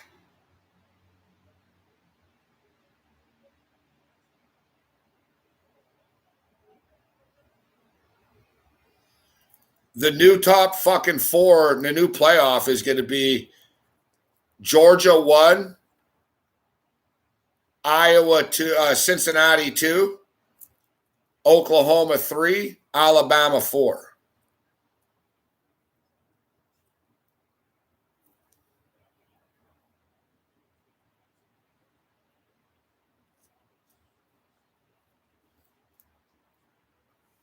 Or excuse me, Oklahoma. After Oklahoma's big win today, I'm just looking at last week's poll here. So I'm just looking at last week's poll, and it's excuse me, fucking Oklahoma. I mean, not Alabama. Alabama will be the new 5 team. Cincinnati will go up 1. Oklahoma will go up 1. So Georgia 1, Cincinnati 2, Oklahoma 3, Alabama 4. Excuse me. There you go. Yeah, they're going to give Alabama the benefit of the fucking doubt right away. The only thing is, like everyone else, like Oklahoma, you know what I mean? Oklahoma, Michigan, all these other teams, like everyone's, oh, you lose once and you're fucked. Fucking Alabama get that fucking mulligan.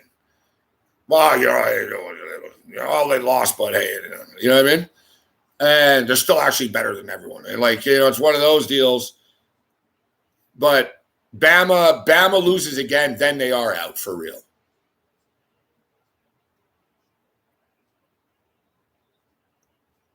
This is fucking painful to watch, man. Utah are bleeding the clock, and they keep on getting first downs by like just the inch of the first down.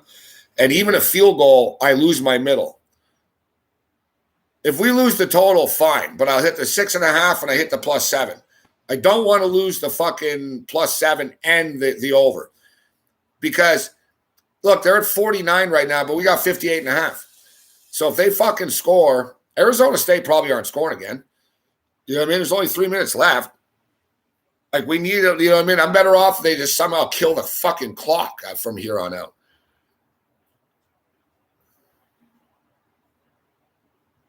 No, they're going to score on this run.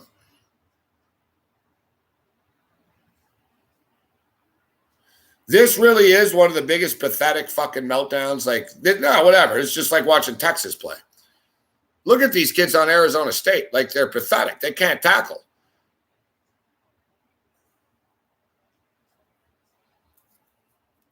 No, they're not going to run the clock out. They're going to score a touchdown here in a minute.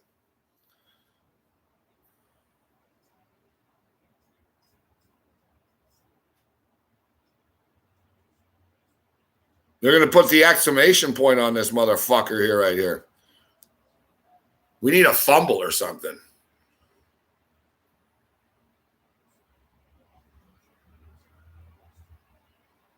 There's a touchdown.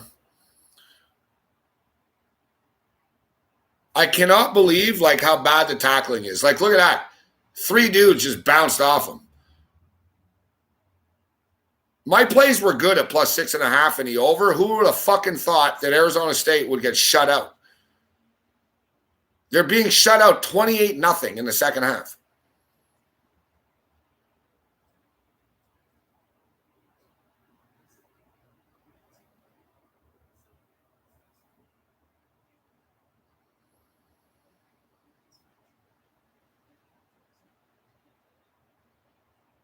Fuck, that's frustrating. And they're at 56 right now. And we need 58.5. And they ain't going to be kicking any field goals. They're down 14. And Arizona State's showing us nothing that they're going to be able to move the ball down the field and score here.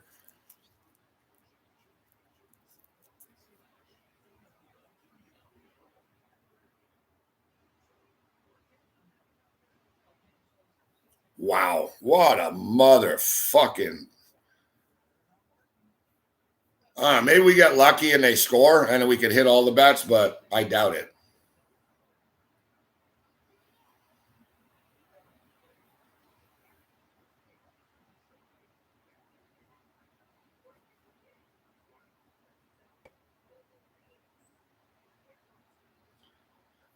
That was really frustrating.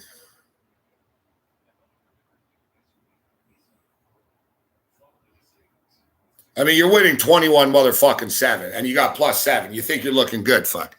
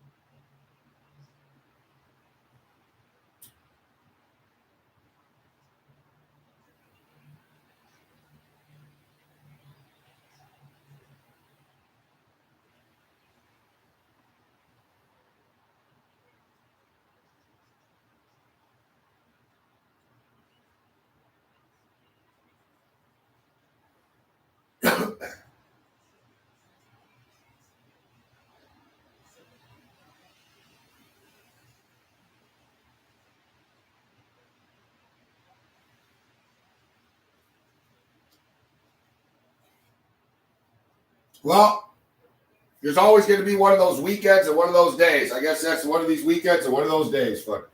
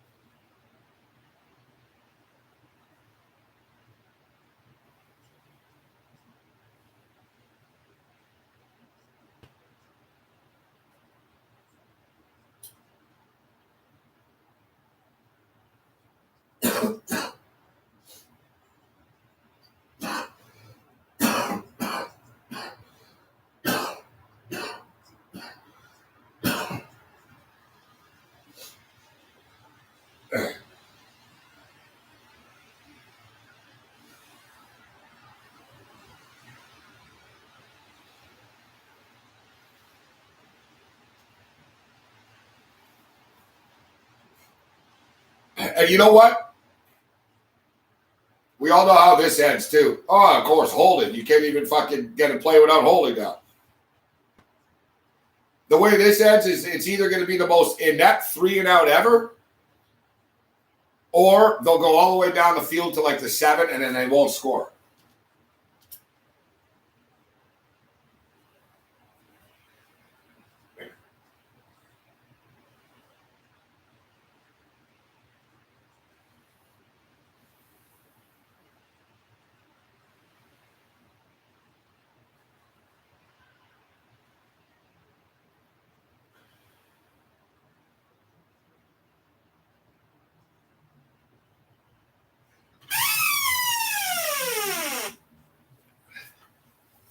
Oh, yeah, they're going backwards now.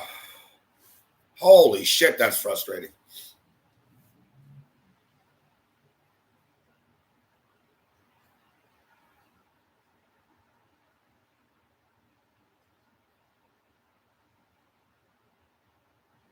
(34-17) Nevada.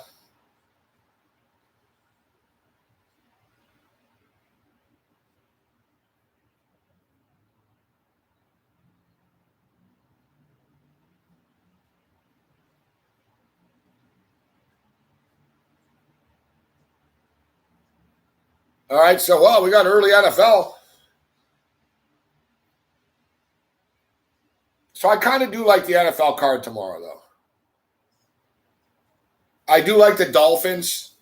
I think the Dolphins beat the Jaguars. I like the Ravens on the money line.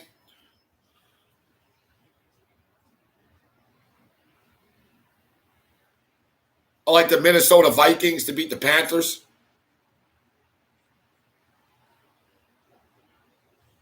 Go, go, go. I like the Vikings to beat the Panthers. I've got the Browns in at -3 already.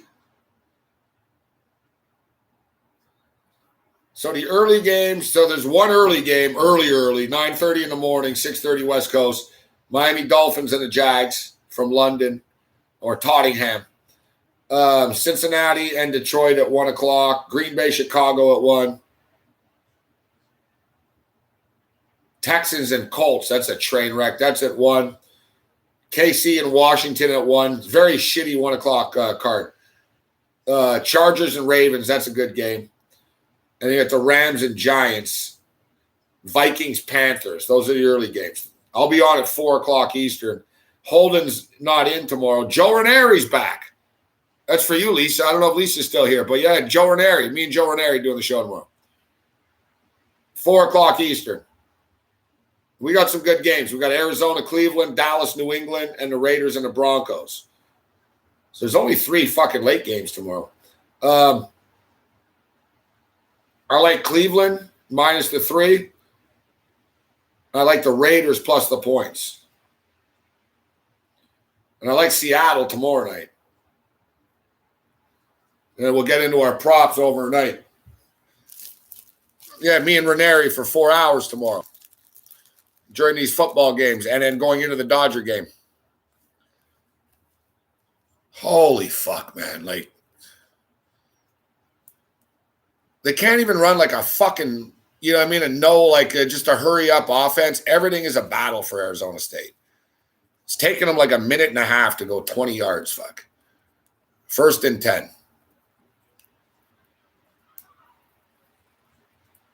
That should have been pass interference. Fuck. I hate to say it, but you know what I mean? The dinking and dunking isn't working. You guys are going to have to fucking just try to hit a bomb here, man. Maybe you got a pass interference or like, because they're not good enough to go like 8 plays in a row and put it in. That's the thing. Some teams, it's like, all right, they won't quit. And you know what I mean? Like this is helter-skelter for these guys now. And he's about to get sacked. Now he completes it. And they literally just completed a pass and lost 10 yards.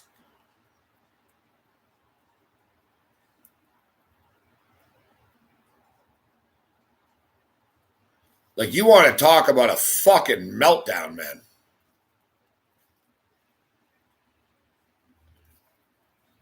I cannot believe we're going to lose this fucking total by 3 fucking points because of fucking Arizona State getting shut out in the second half.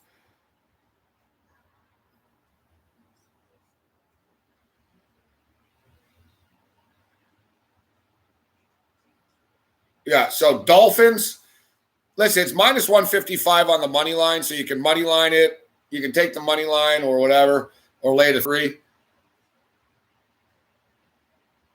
The Ravens on the money line are only minus 140, and the Vikings on the money line are minus 140. Those are my 3 early picks. Dolphins, Ravens, Vikings.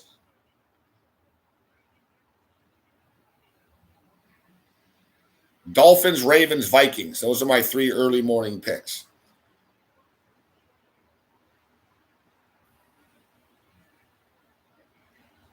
And I've got some prop thoughts too, but I've got to do some research and shit.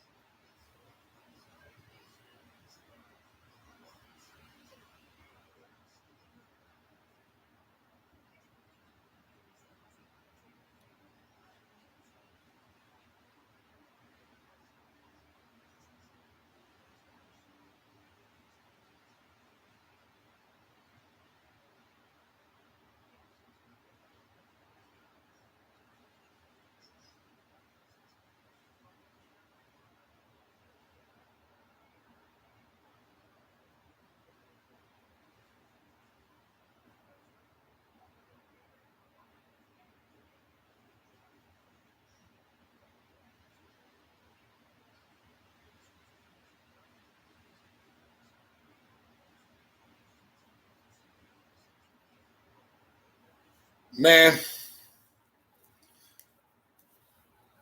I really thought we could sort of stop the bleeding on the way out here. And listen, we split with the end game, but I cannot believe we're going to lose this +7 after all of this. It's fucking aggravating, man. 3rd and 15. And it comes down to about a 4th and 7 now. And even if they get it, whatever, like they still have half the field to go. Like honestly, like I've never seen it. It's one of the most pathetic shit I've ever seen. Besides, like I said, Texas today. But yeah, your Sooners rolled tonight, Lisa. Like I was saying earlier, now everyone's going to start praising the Sooners. Oh, the Sooners. It's like, whatever. They were winning every week anyways before.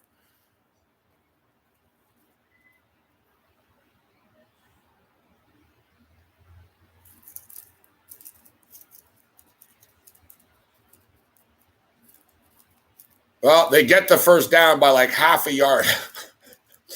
Like I told you, the torture continues. They got one timeout and like 55 seconds left. They're on the 45-yard line. Here he is back to pass. Come on, go deep, kid. You're about to get sacked. You got to get rid of it. Oh my God. Fuck this kid, stupid fuck.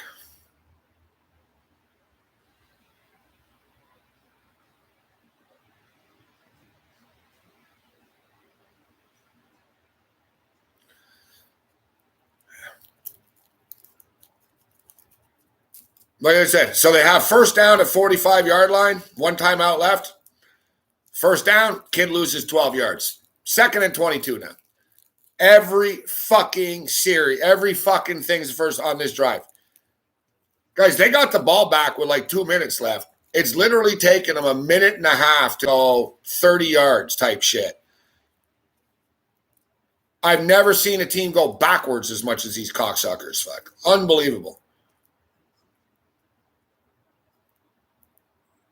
Now, listen, he's under duress and shit. It's not his fault, but it's like, kid, you got to throw the fucking ball away, man.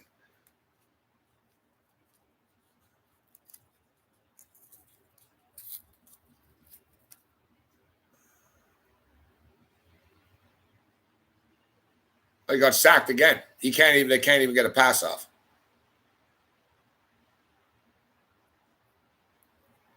They literally can't even like protect them long enough to throw a pass down 14 points at the end of the game.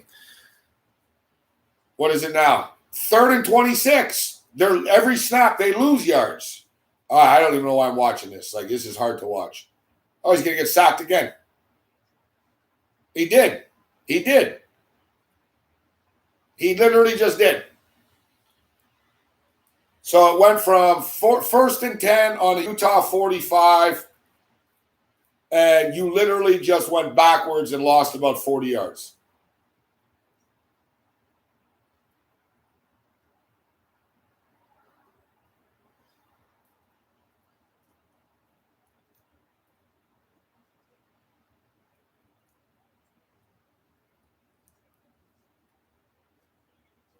Holy fuck.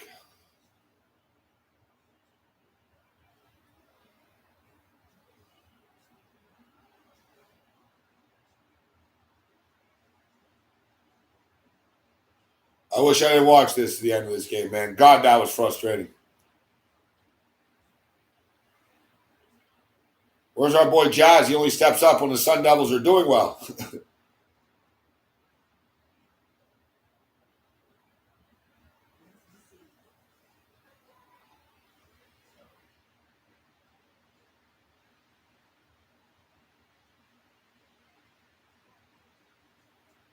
Holy fuck, man. The day started with me watching Texas melt down and blow my fucking lead it ends with this.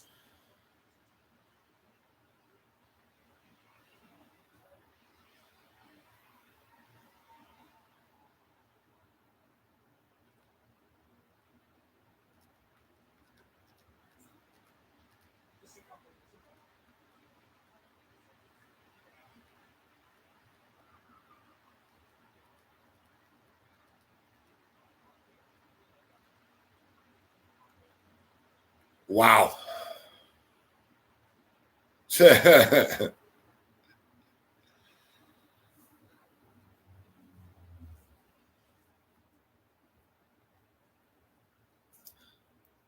actually the same in football and basketball. They're pretty good, but they're not great. You know what I mean?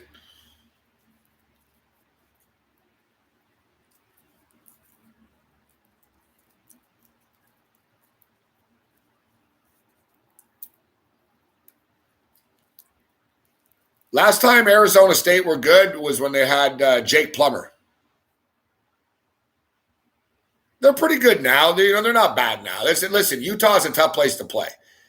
So it's just amazing, like the complete meltdown.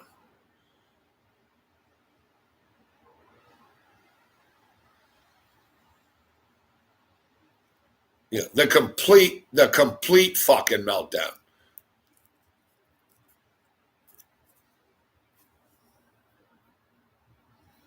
That really sucked, though.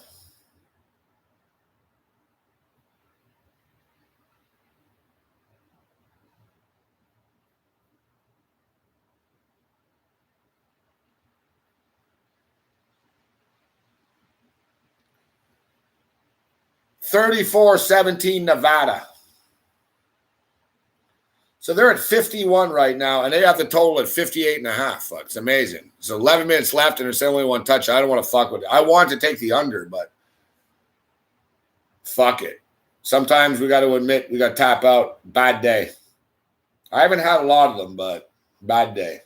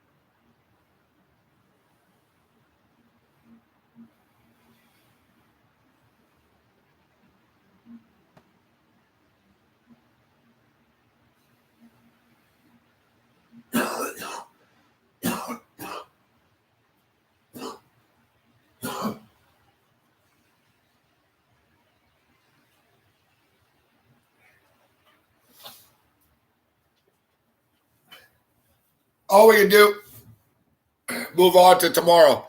But I've told you guys this before. If you have a bad day, it's not good to like look at the next night, the next day at that time. At least in my personal opinion. That's the way I look at it.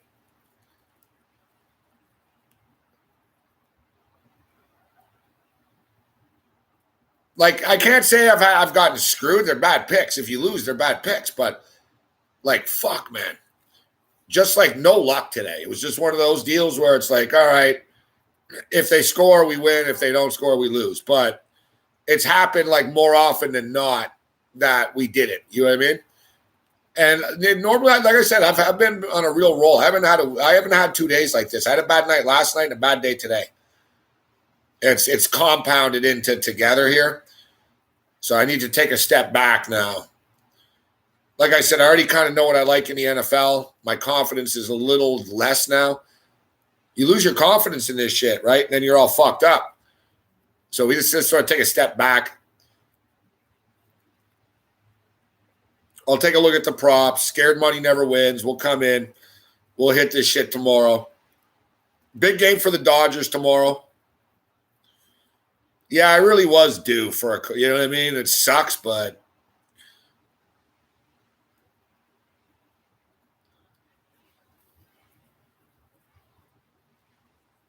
you fly too close to the sun daily, Jazz, right? Eventually, you're going to fucking get burned. Like, you know what I'm saying?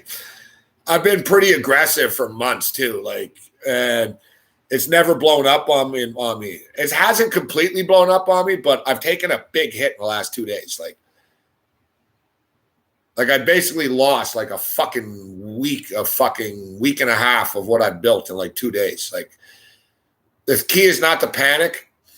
And one good thing along the way, like I put another 500 on the Dodgers today. So like the futures are still being built, but like you said, Jazz, like I was due. The key is to shake it off for tomorrow. Have a big NFL tomorrow. Dodgers win tomorrow night, and tomorrow, hey, it's all good. You know, you get it. You know what I mean? You roll it back.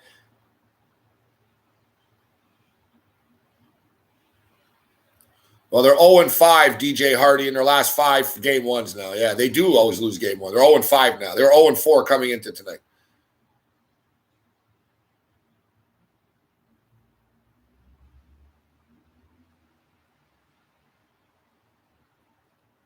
NBA starts this week too, so there's a lot of shit. There's a lot of opportunities. You know what I mean? You can't panic and whatever either way. You can't get too excited. You can't panic. You know, that's the key. You roll with it. I did learn a few lessons too, and that's one thing that I've never been good at.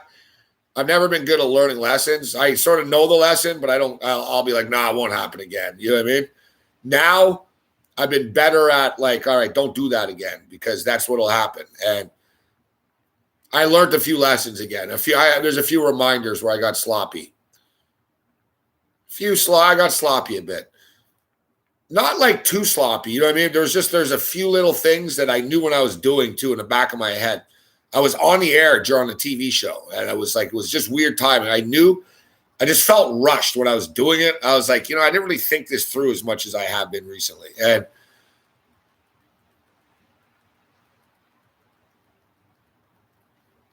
that's the thing. You slip up gambling. It's tough. Because I got other shit going on during the day and shit. I haven't had the best fucking month. Like, besides gambling.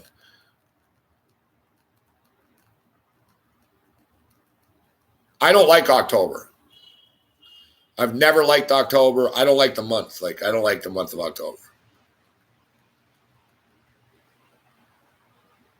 October doesn't like me. And I'm just trying to get out of October fucking without something really bad. You know what I'm saying? That's like, I'm dead serious too. I don't like October. Like, October's never been good for me. It's like the biorhythm shit. Like, this is not, I'm at like the opposite of my spectrum right now.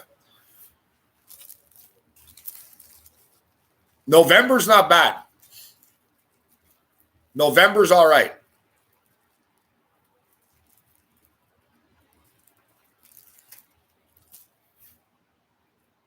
It's almost like a Twilight Zone shit. I just got to get through Halloween. I'm dead serious too, but I don't like thinking about it because then, you know, you bring self-fulfilling prophecy. But I actually thought, I'm like, you know, I should just not do anything, not leave my house, not talk to anyone, like, because something will go wrong. Like, just don't do anything until the end of October.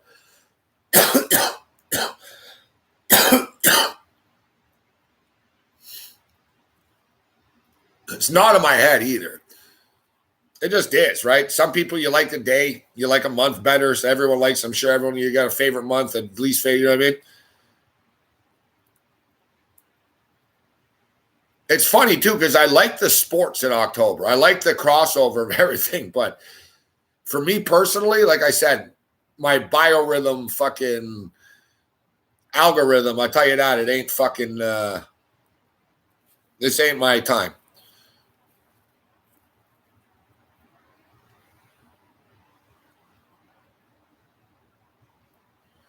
I see. I got on the Seahawk. There's like some Seahawk show here in Seattle. I think they're going to be fine with Geno Smith tomorrow. As crazy as it sounds, I think the offense will be a little better. It wouldn't be better. I'm not saying he's better than Russell Wilson, but they've been fucking up the offense anyways.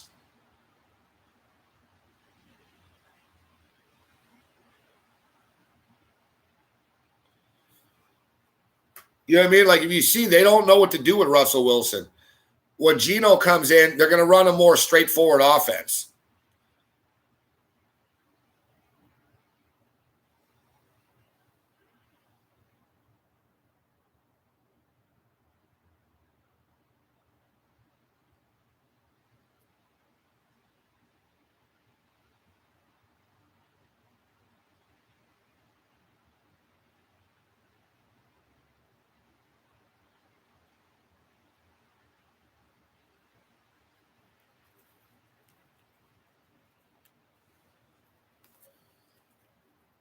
Oh, I don't know about DK's prop.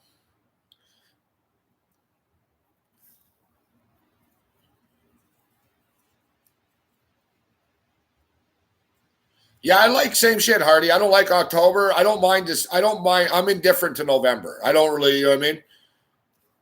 I'm indifferent to November. I do like December. I got no beef. I like November and December. I like January. I don't mind February. I like March. I like April. I like June. I like July. I like August. I like September. Like I said, October is the only month I don't like.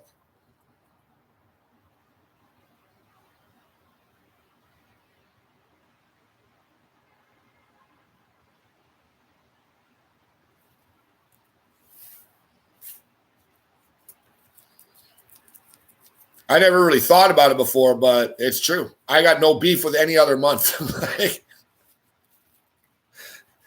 And I tell you, I've had like bad shit and deaths and like all kinds of bad shit happen to me these other months, but I still like it still doesn't add up. Fuck. Like October is just like fucking October. Like on the plus side though, what are we? About halfway through October now? I don't even know what the date is. I'm not good with dates.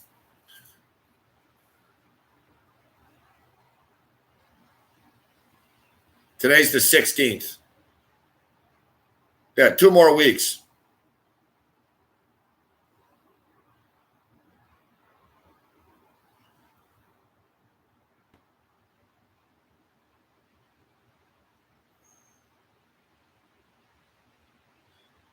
You know what's crazy? Fucking if the World Series goes 7 games, fuck, I think it's fucking game 7's October 31st. I think it's Halloween.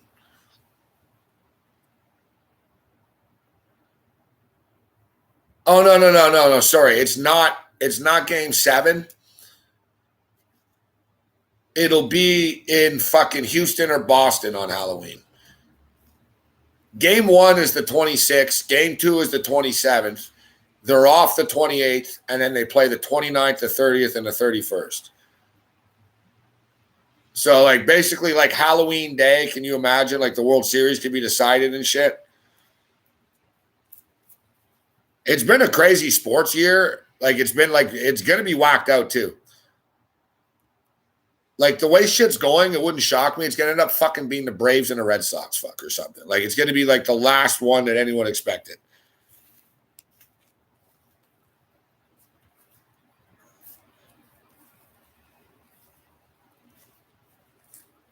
And like I said, we got the NBA starting.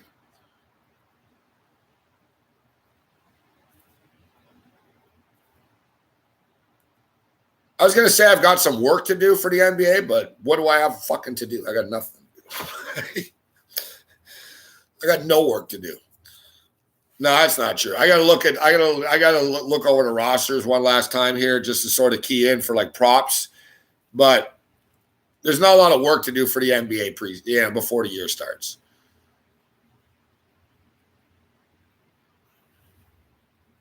We'll just come out flying.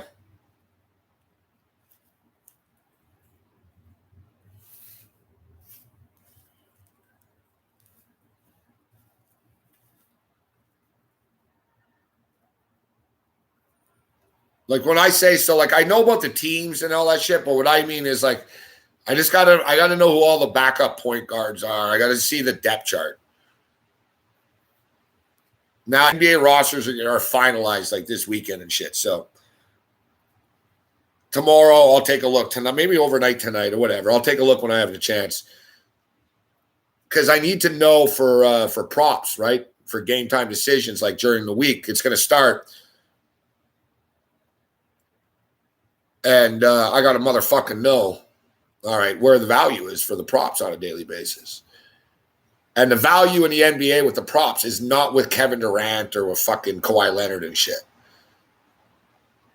That's the thing with the NBA. Like, you can't play the star props, fuck. The star props are all too high. You know what I mean? You got to lay fucking 30.5 points and shit like that. Or like, it's like over under 28 points scored. It's like, holy fuck, man. You know what I mean? And it's always razor sharp. So It's the same with the NFL. Like, you know what I mean? I'm good in the NBA. I find those sort of, all right, this motherfucker only needs to score 7 points. Fuck. Yet he plays fucking 38 minutes. My suggestion to you guys is if you play NBA props on a daily basis, you need to read the DFS shit. Basically, read DFS stuff like it's like you're playing DFS even if you don't. You know what I mean? Because like DFS people on a daily basis will have like the plays of the day and shit, right? Who they think is going to get the most minutes. And like, so you sort of correlate it. All right, this guy is the fucking going to get minutes. Because the sports books can get beat. Remember last year too? You know, we crushed it with like fucking Jeremy Grant, the 3-point shot. There's like always going to be a few guys in the NBA.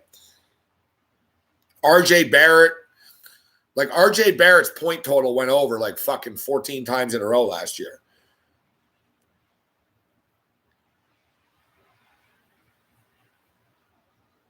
There's going to be a couple of dudes in the NBA that'll be better this year than they were in the past. And like, you got to be on it early.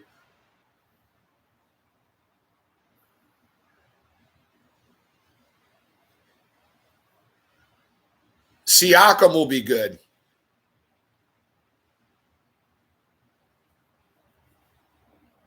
Siakam will be good for Siakam would be good for player props this year. But I'm curious to see like if what the odds makers do.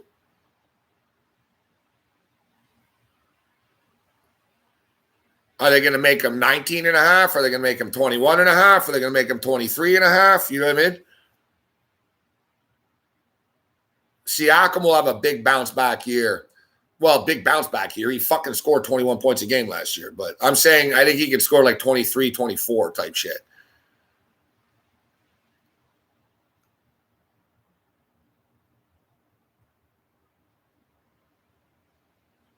Van Fleet 3-point shots is a good one too.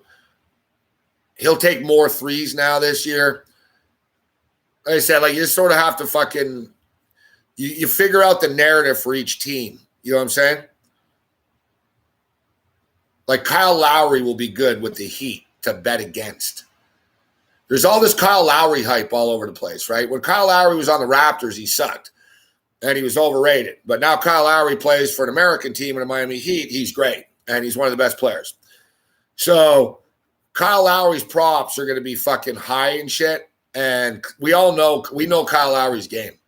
Motherfucker doesn't score. Like, they're going to make his props like 16 and a half, 17 and a half and shit. We're going to crush the unders, man.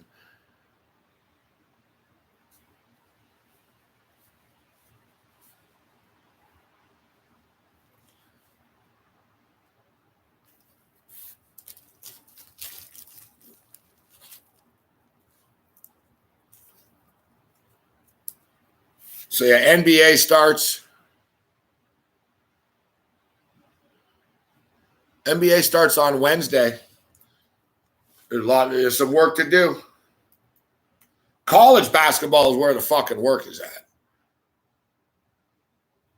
Like, that shit is fucking overwhelming. Like, the NBA, whatever, it's the same fucking players every year. They just switch teams a bit. College basketball is like fucking nuts. Like, there's literally like 338 fucking teams. See, the odds makers are right about that under. I fucking should have jumped in, but shoulda, coulda, woulda, didn't. All right, so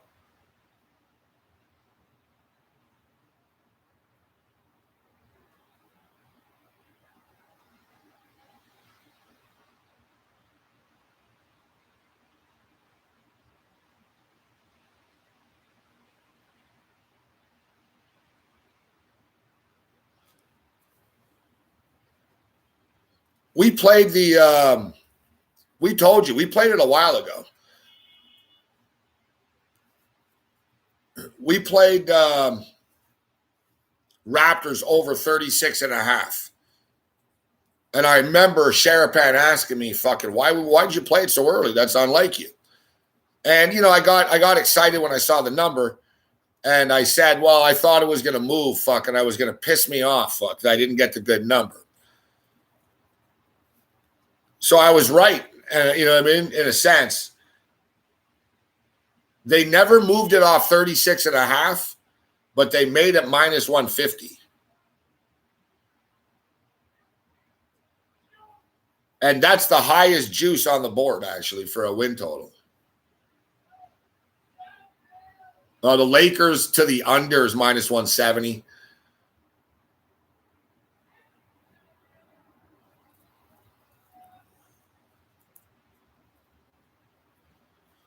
One thing, though, we will say, the Eastern Conference is going to be a bitch. Like the Eastern Conference on a nightly basis is going to be is much more competitive than it used to be. There's kind of like a power swing that's going on. You know, for years the Western Conference was better, but it's not anymore. It just isn't. Like the East is better now. And like all the young stars are in the East. Fucking the NBA champions are in the East. The NBA favorites are in the East. The Milwaukee Bucks are the fucking title. They're the fucking champs. And the Brooklyn Nets are the favorites to be the champs next to the Bucks and the Lakers. And the Lakers are only co-favorites because they're the Lakers, right?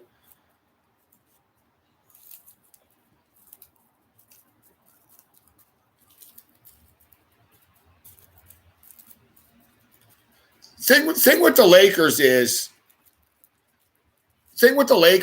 they if you just went right into the playoffs, they'd be dangerous, you know? It's sort of like that's why they won in the bubble. Fuck. It was shortened season. They went in the bubble. It was advantageous for them. It was advantageous for them.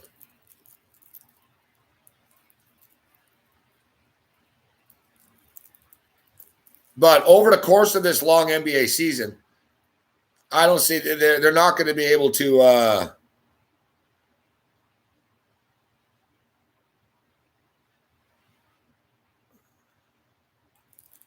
they're not going to be able to stay healthy.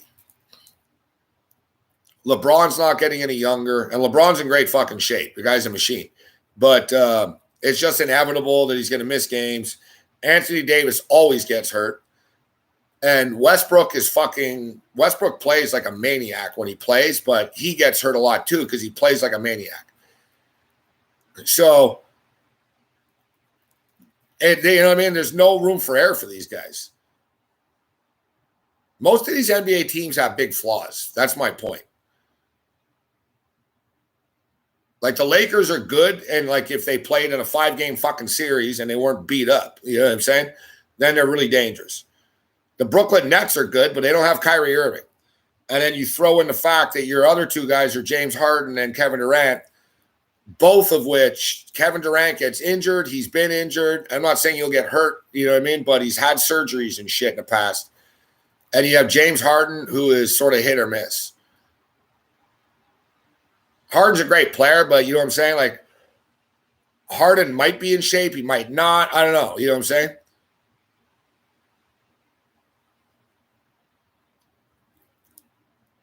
Yeah, Jay Roth, the Bulls are dangerous. I tell you that the Bulls, and I'm not saying the Bulls are going to win the East, but I'm talking about just for being a pain in the ass for the Raptors now.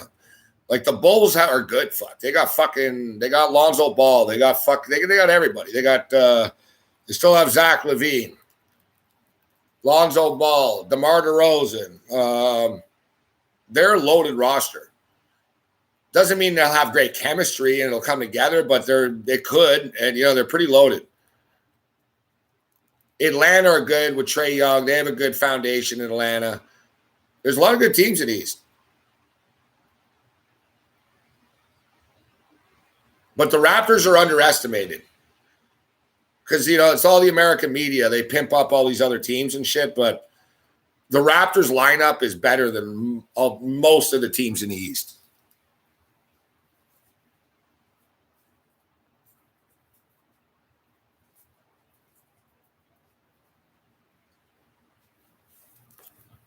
I don't know. If I had to say who would win the West, like I said, I I'm not making any official right now, but I think the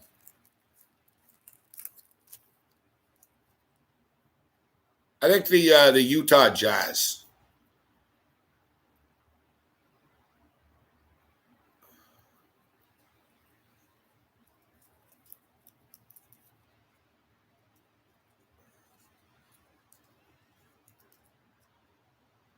Look, put it this way: the Jazz are right there. You know what I'm saying?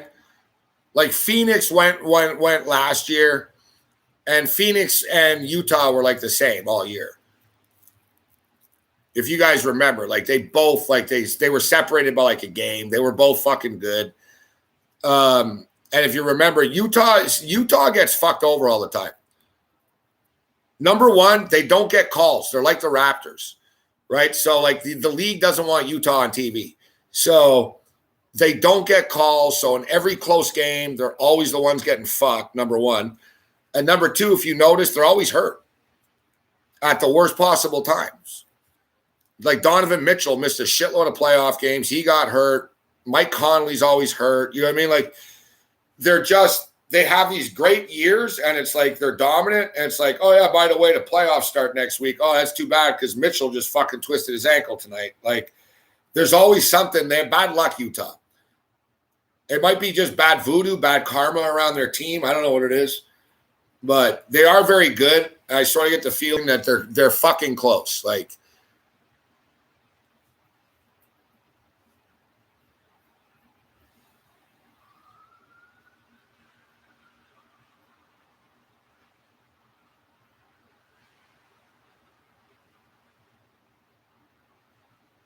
they're the third choice to win the West. The Lakers are the favorites, which the Lakers could win. Like I said, I think the Lakers are good, but I just don't see them staying healthy over the course of the year. The Golden State Warriors are the second choice. That's fucking crazy. The Warriors aren't the team they used to be. I don't even, you know what I mean? They're just not. Like Utah Jazz are the third choice. The Clippers are the fourth choice. The Suns are the fifth choice. Then the Nuggets. Oh, yeah, and the Mavericks. I forgot about the Mavericks.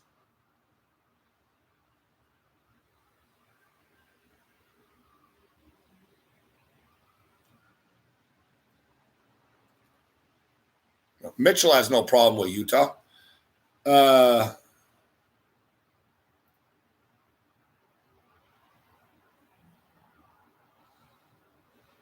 Clippers don't have Kawhi Leonard. That ain't happening. Denver are kind of dangerous, but Denver just don't really ever get better. They just sort of are who they are. And to me, Dallas. Only because I think Luka Doncic is that good. Like Luka Doncic, you figure will win a fucking title in his career. So I sort of have the feeling where I'm just going to bet on the Dallas Mavericks every fucking year on a future. Whatever. If you lose, you lose. And, you bet it for the next 10 years as he's in the league. You know what I mean? The only thing is, like, Mark Cuban's too fucking busy doing Shark Tank and shit to fucking actually give him some players. Like, the Mavericks are sort of like the Nuggets, where they just bring back the same guys every year and expect a different result. Yeah, Donovan Mitchell isn't unhappy in Utah. But Luka Doncic, I'm not saying Luka Doncic is unhappy in Dallas, but he could start getting pissed off. They don't listen to him as far as like shit. And there was a power struggle between fucking Luka's guy in the organization and Cuban's guy. And Luka's guy lost. But then Luka got the extension, right? So, like I said, I'm not saying that fucking Luka wants out. But I'm saying after, if there's another 3 or 5 years of this shit, eventually I'm sure he's going to get pissed. He's still young.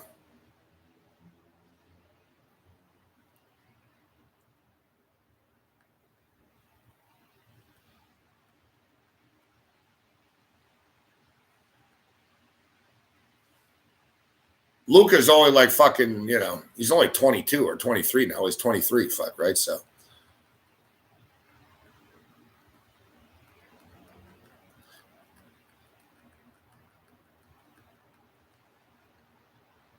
Like I said, I would really be high on Dallas. Actually, I'd be higher on Dallas, but they're dysfunctional.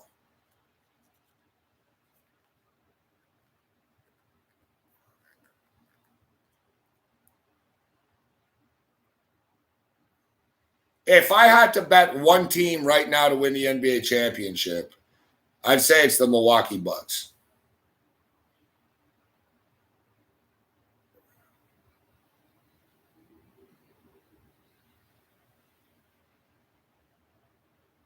Like, there's no reason why they can't repeat.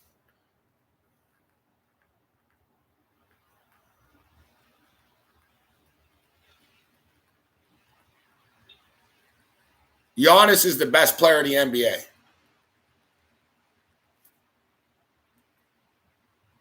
You have the best player in the NBA, you can win a championship. They just did, right? So, like, and I saw Luka. I don't know if you know what I mean. I saw Giannis say the other day too that, like, and he means it. He's serious. That guy. He don't fuck around. What he said, he goes, that ain't shit. Fuck winning one. Like, basically, he's already forgotten about it. Like he said, like, Giannis understands to be known as one of the great ones now. He needs to win more, right? Put it this way: who's gonna fucking stop him?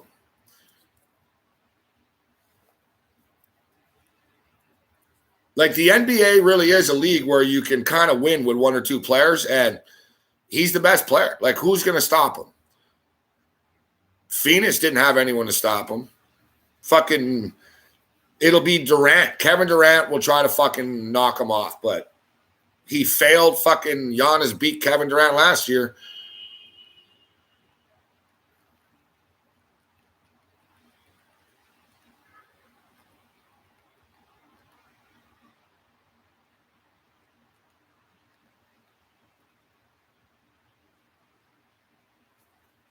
Like I said, I'm not guaranteeing the Bucks repeating, but I'm just saying they're kind of discounted too easily. Like, people sort of don't, they forget. They talk about the Lakers and the Nets and these teams. It's like, fucking Giannis is still in the NBA, right?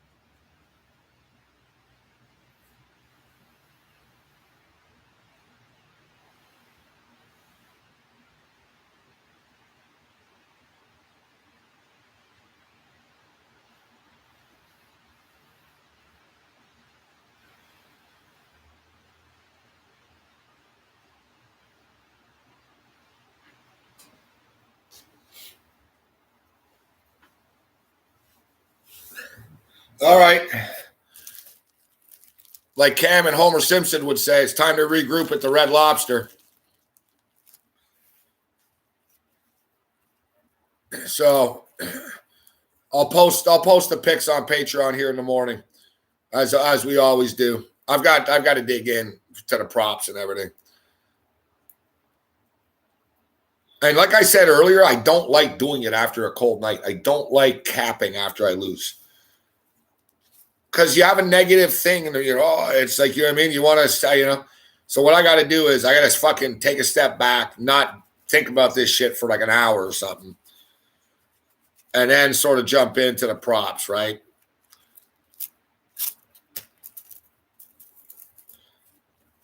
It's pretty tedious for me coming up with these props. It's not easy. Like, it takes a while.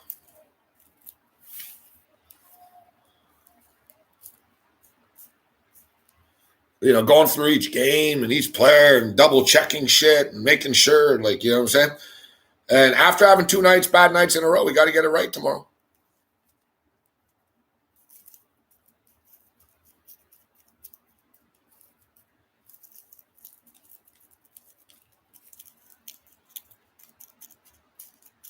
Have a good one, Jazz.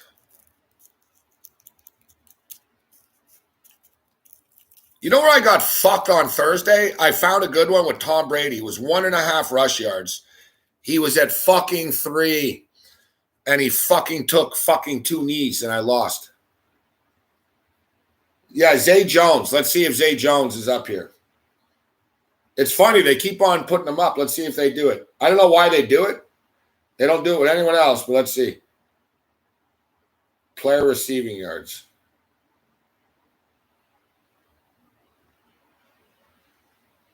Zay Jones.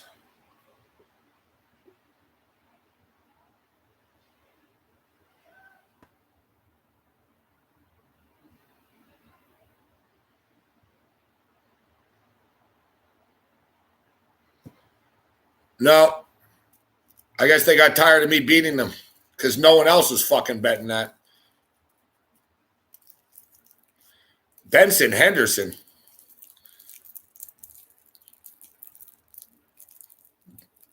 But Benson Henderson should have stopped fighting like 10 years ago, Lucas. You probably shouldn't be betting on him. No. Yeah, well, that was a nice little prop while it lasted. I beat them. They finally took it down. Huh? That's brutal. 11-1, and he's the one that gets you. That's rough.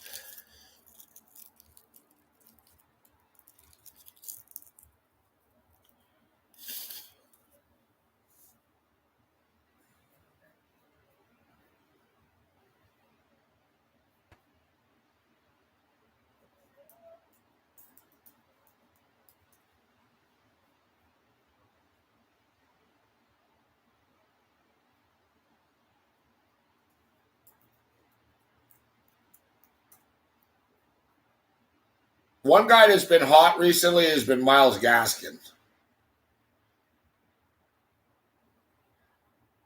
But the thing is, that was with Jacoby Brissett. He had 10 catches, right, last week, but we don't know now. But I'll tell you what, Myles Gaskin's receiving yard prop is 24.5 yards. It's against the Jags. Like, he had 10 catches last week. All it's getting 74 yards. All it's going to take is like a couple of screens. He can get 25 yards. I like that. Gaskin over 24.5 yards receiving. What's his prop for receptions?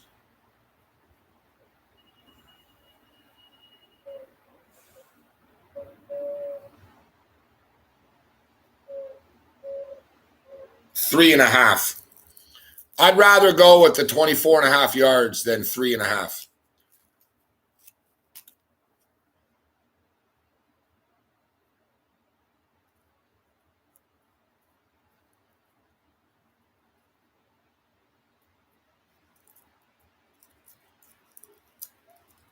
But yeah, that'll be my pick. I'll post the picks on Patreon here. I'll post them on Twitter later, but for the game in the morning. Javonte Williams over 2.5 catches. I'll take a look at that. I don't know, Bowman. I don't know, Bowman. I got to look first here, bro. Like, I don't know yet.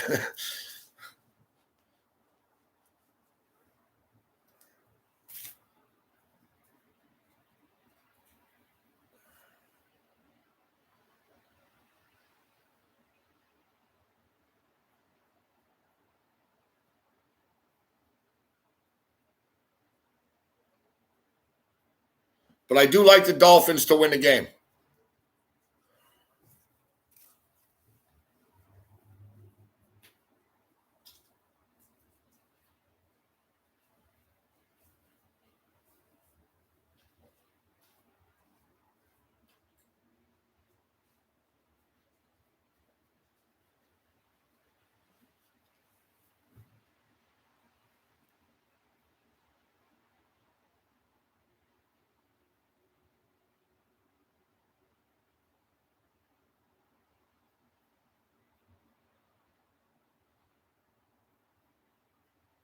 Catching 24 and a half yards is a lot different than fucking scoring a touchdown.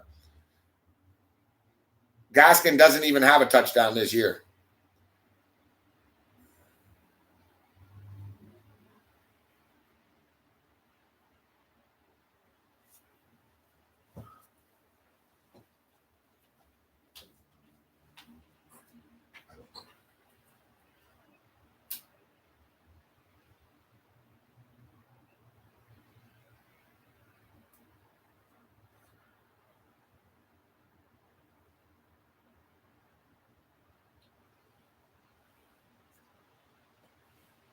And I think our little me going to the game curse thing is done too. I didn't go to the BC Live game today. They lost fucking by like 30.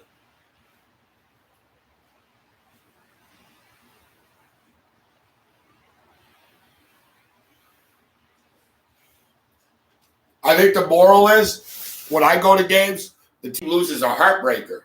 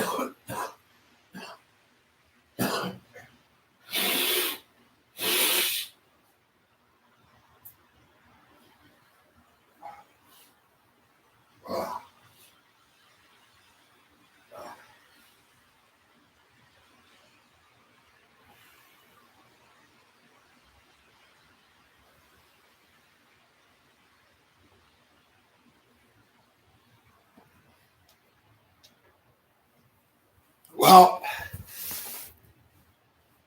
it finally caught up to us, huh? Like Jazz said, we were due. We were due.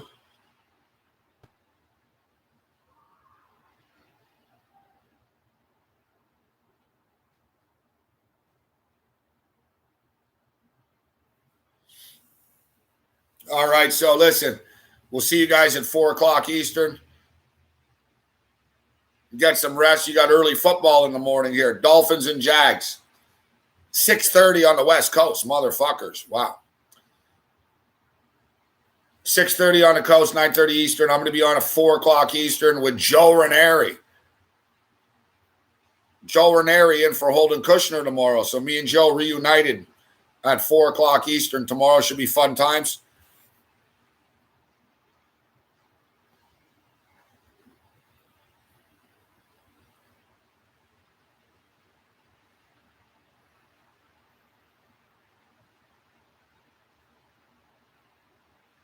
So get some rest. See you later, Lisa. See you, Bowman. See you, Jazz.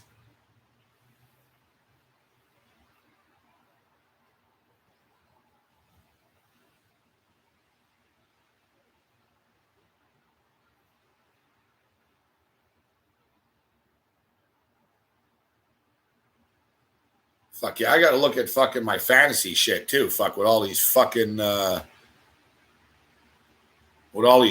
injuries and shit. Did Gaskin receive a touchdown last week?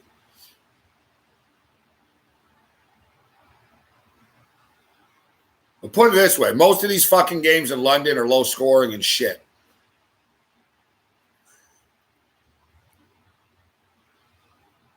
I don't expect the Dolphins offense to be explosive with Tua back. The guy hasn't played in a while.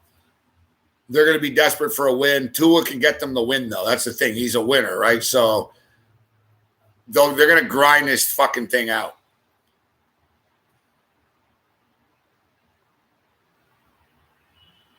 Like I said, it'd be pretty embarrassing. Like, Flores might get fired if he loses this game type shit. Like, you know what I mean? Like, the Dolphins had very high hopes. And I know that Tua got hurt, but you can't lose to the Jags. They're rivals as well. They're in-state rivals. The owners aren't, like, big fans of each other and shit. There's a history between the two of them in the past in the playoffs and stuff. Like, it'd be a bad look, you know what I mean, for the Dolphins to lose to a team like it's in state. You know what I'm saying? Like, if you're Miami, you're going to go back to Florida and everyone laughing at you that the fucking Jags just snapped a 20-game win streak on your ass. And fucking Urban Meyer just won his first NFL game against you and shit. Like, Flores ain't going to let it happen. Tua ain't going to let it happen.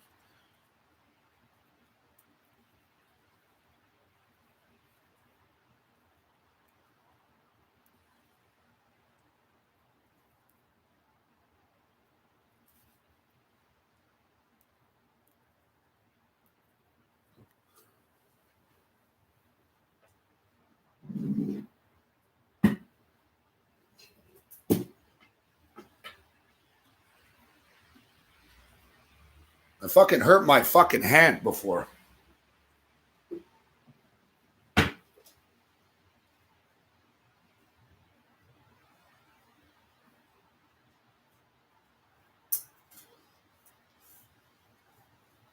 I hurt my fucking wrist and my hand.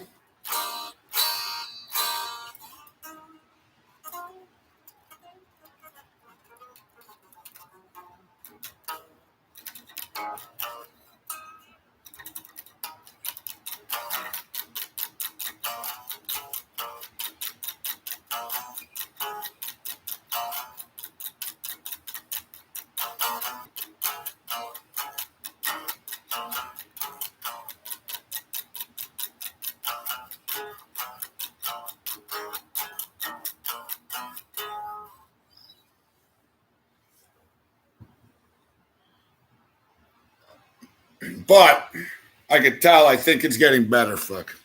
It hurts, though. But it's one of those deals where I got to start playing again. Otherwise, it's just going to fucking, it'll fucking be in, you know, I got to play through the pain type shit.